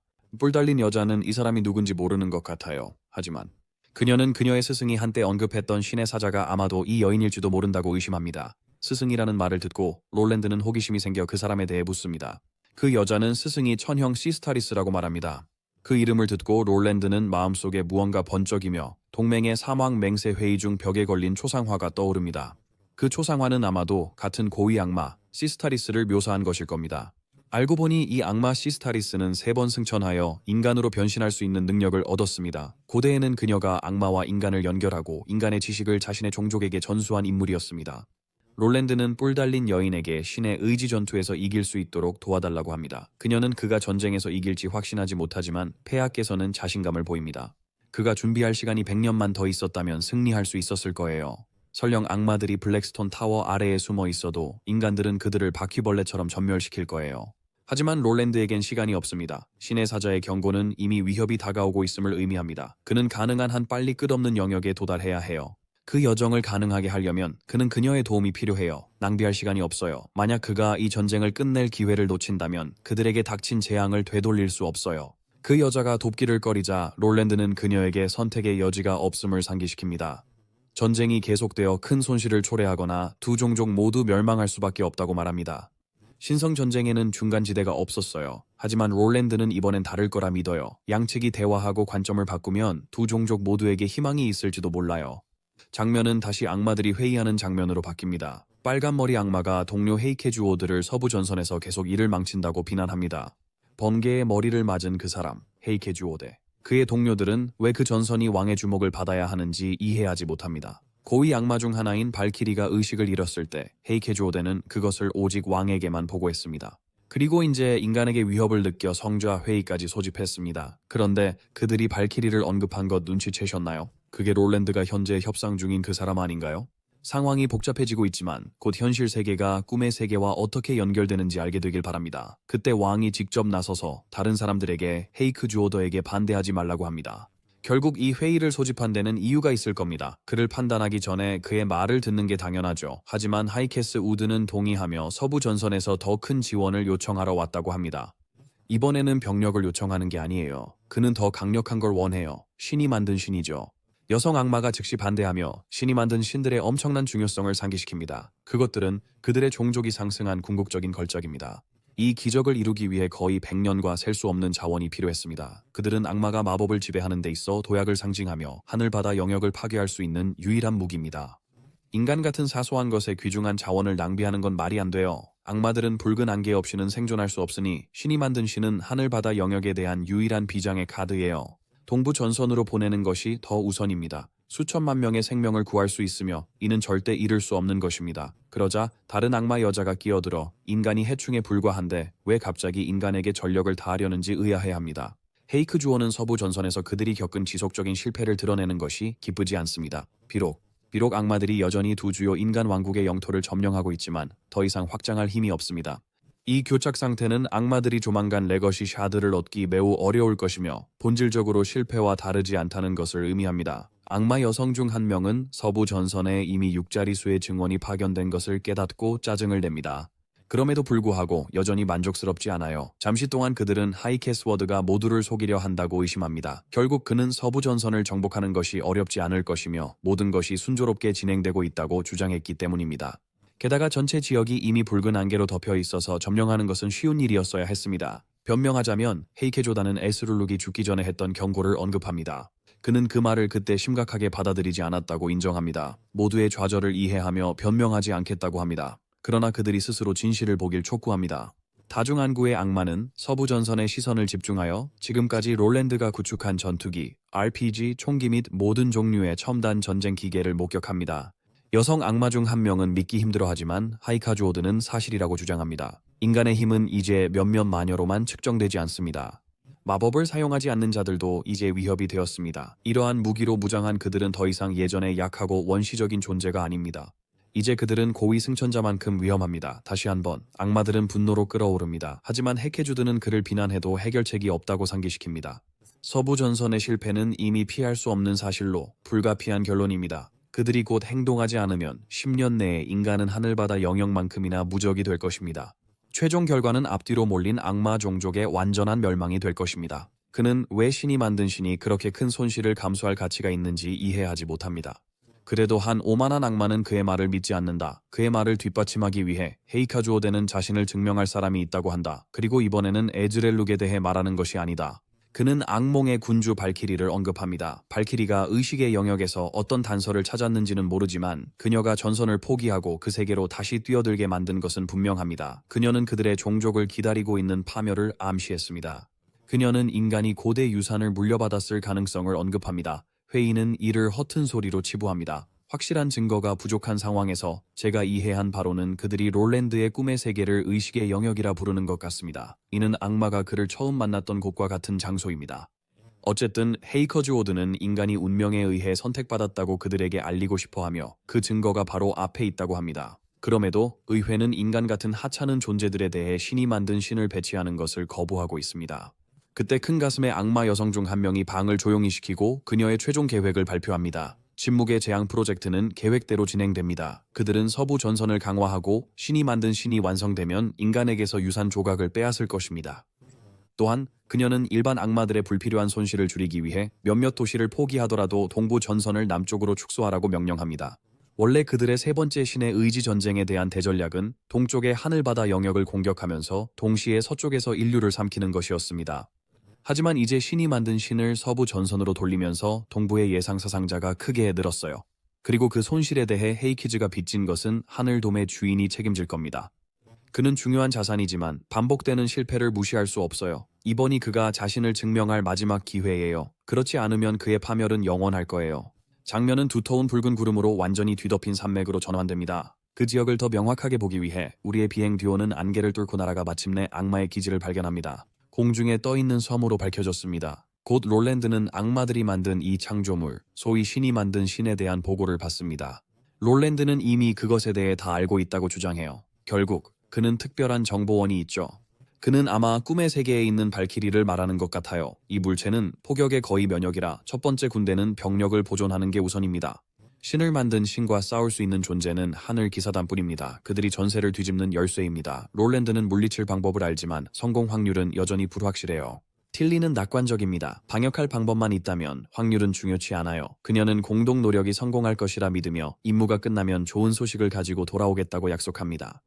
롤랜드는 그녀에게 아이리스를 데려가라고 제안하며 종이를 건넵니다. 그 종이는 악마들에 대한 공식 전쟁 선언문으로 드러납니다. 장면은 동부전선으로 전환되고 하이티어 여성 악마 중 한 명이 하늘바다 왕국에 의해 압도당한 후 분노합니다. 상황이 너무 심각해져서 악마왕 자신이 그녀를 만나기를 요구합니다. 여성 악마가 마침내 그녀의 왕을 만났을 때 그녀는 상황이 곧 통제될 것이라고 주장하며 상황을 좋게 보이려 합니다. 하지만 왕은 이미 진실을 알고 있습니다. 그들은 동부 지역의 모든 안개탑을 하늘바다 영역에 잃었습니다. 완전히 점령당하는 것은 시간 문제입니다.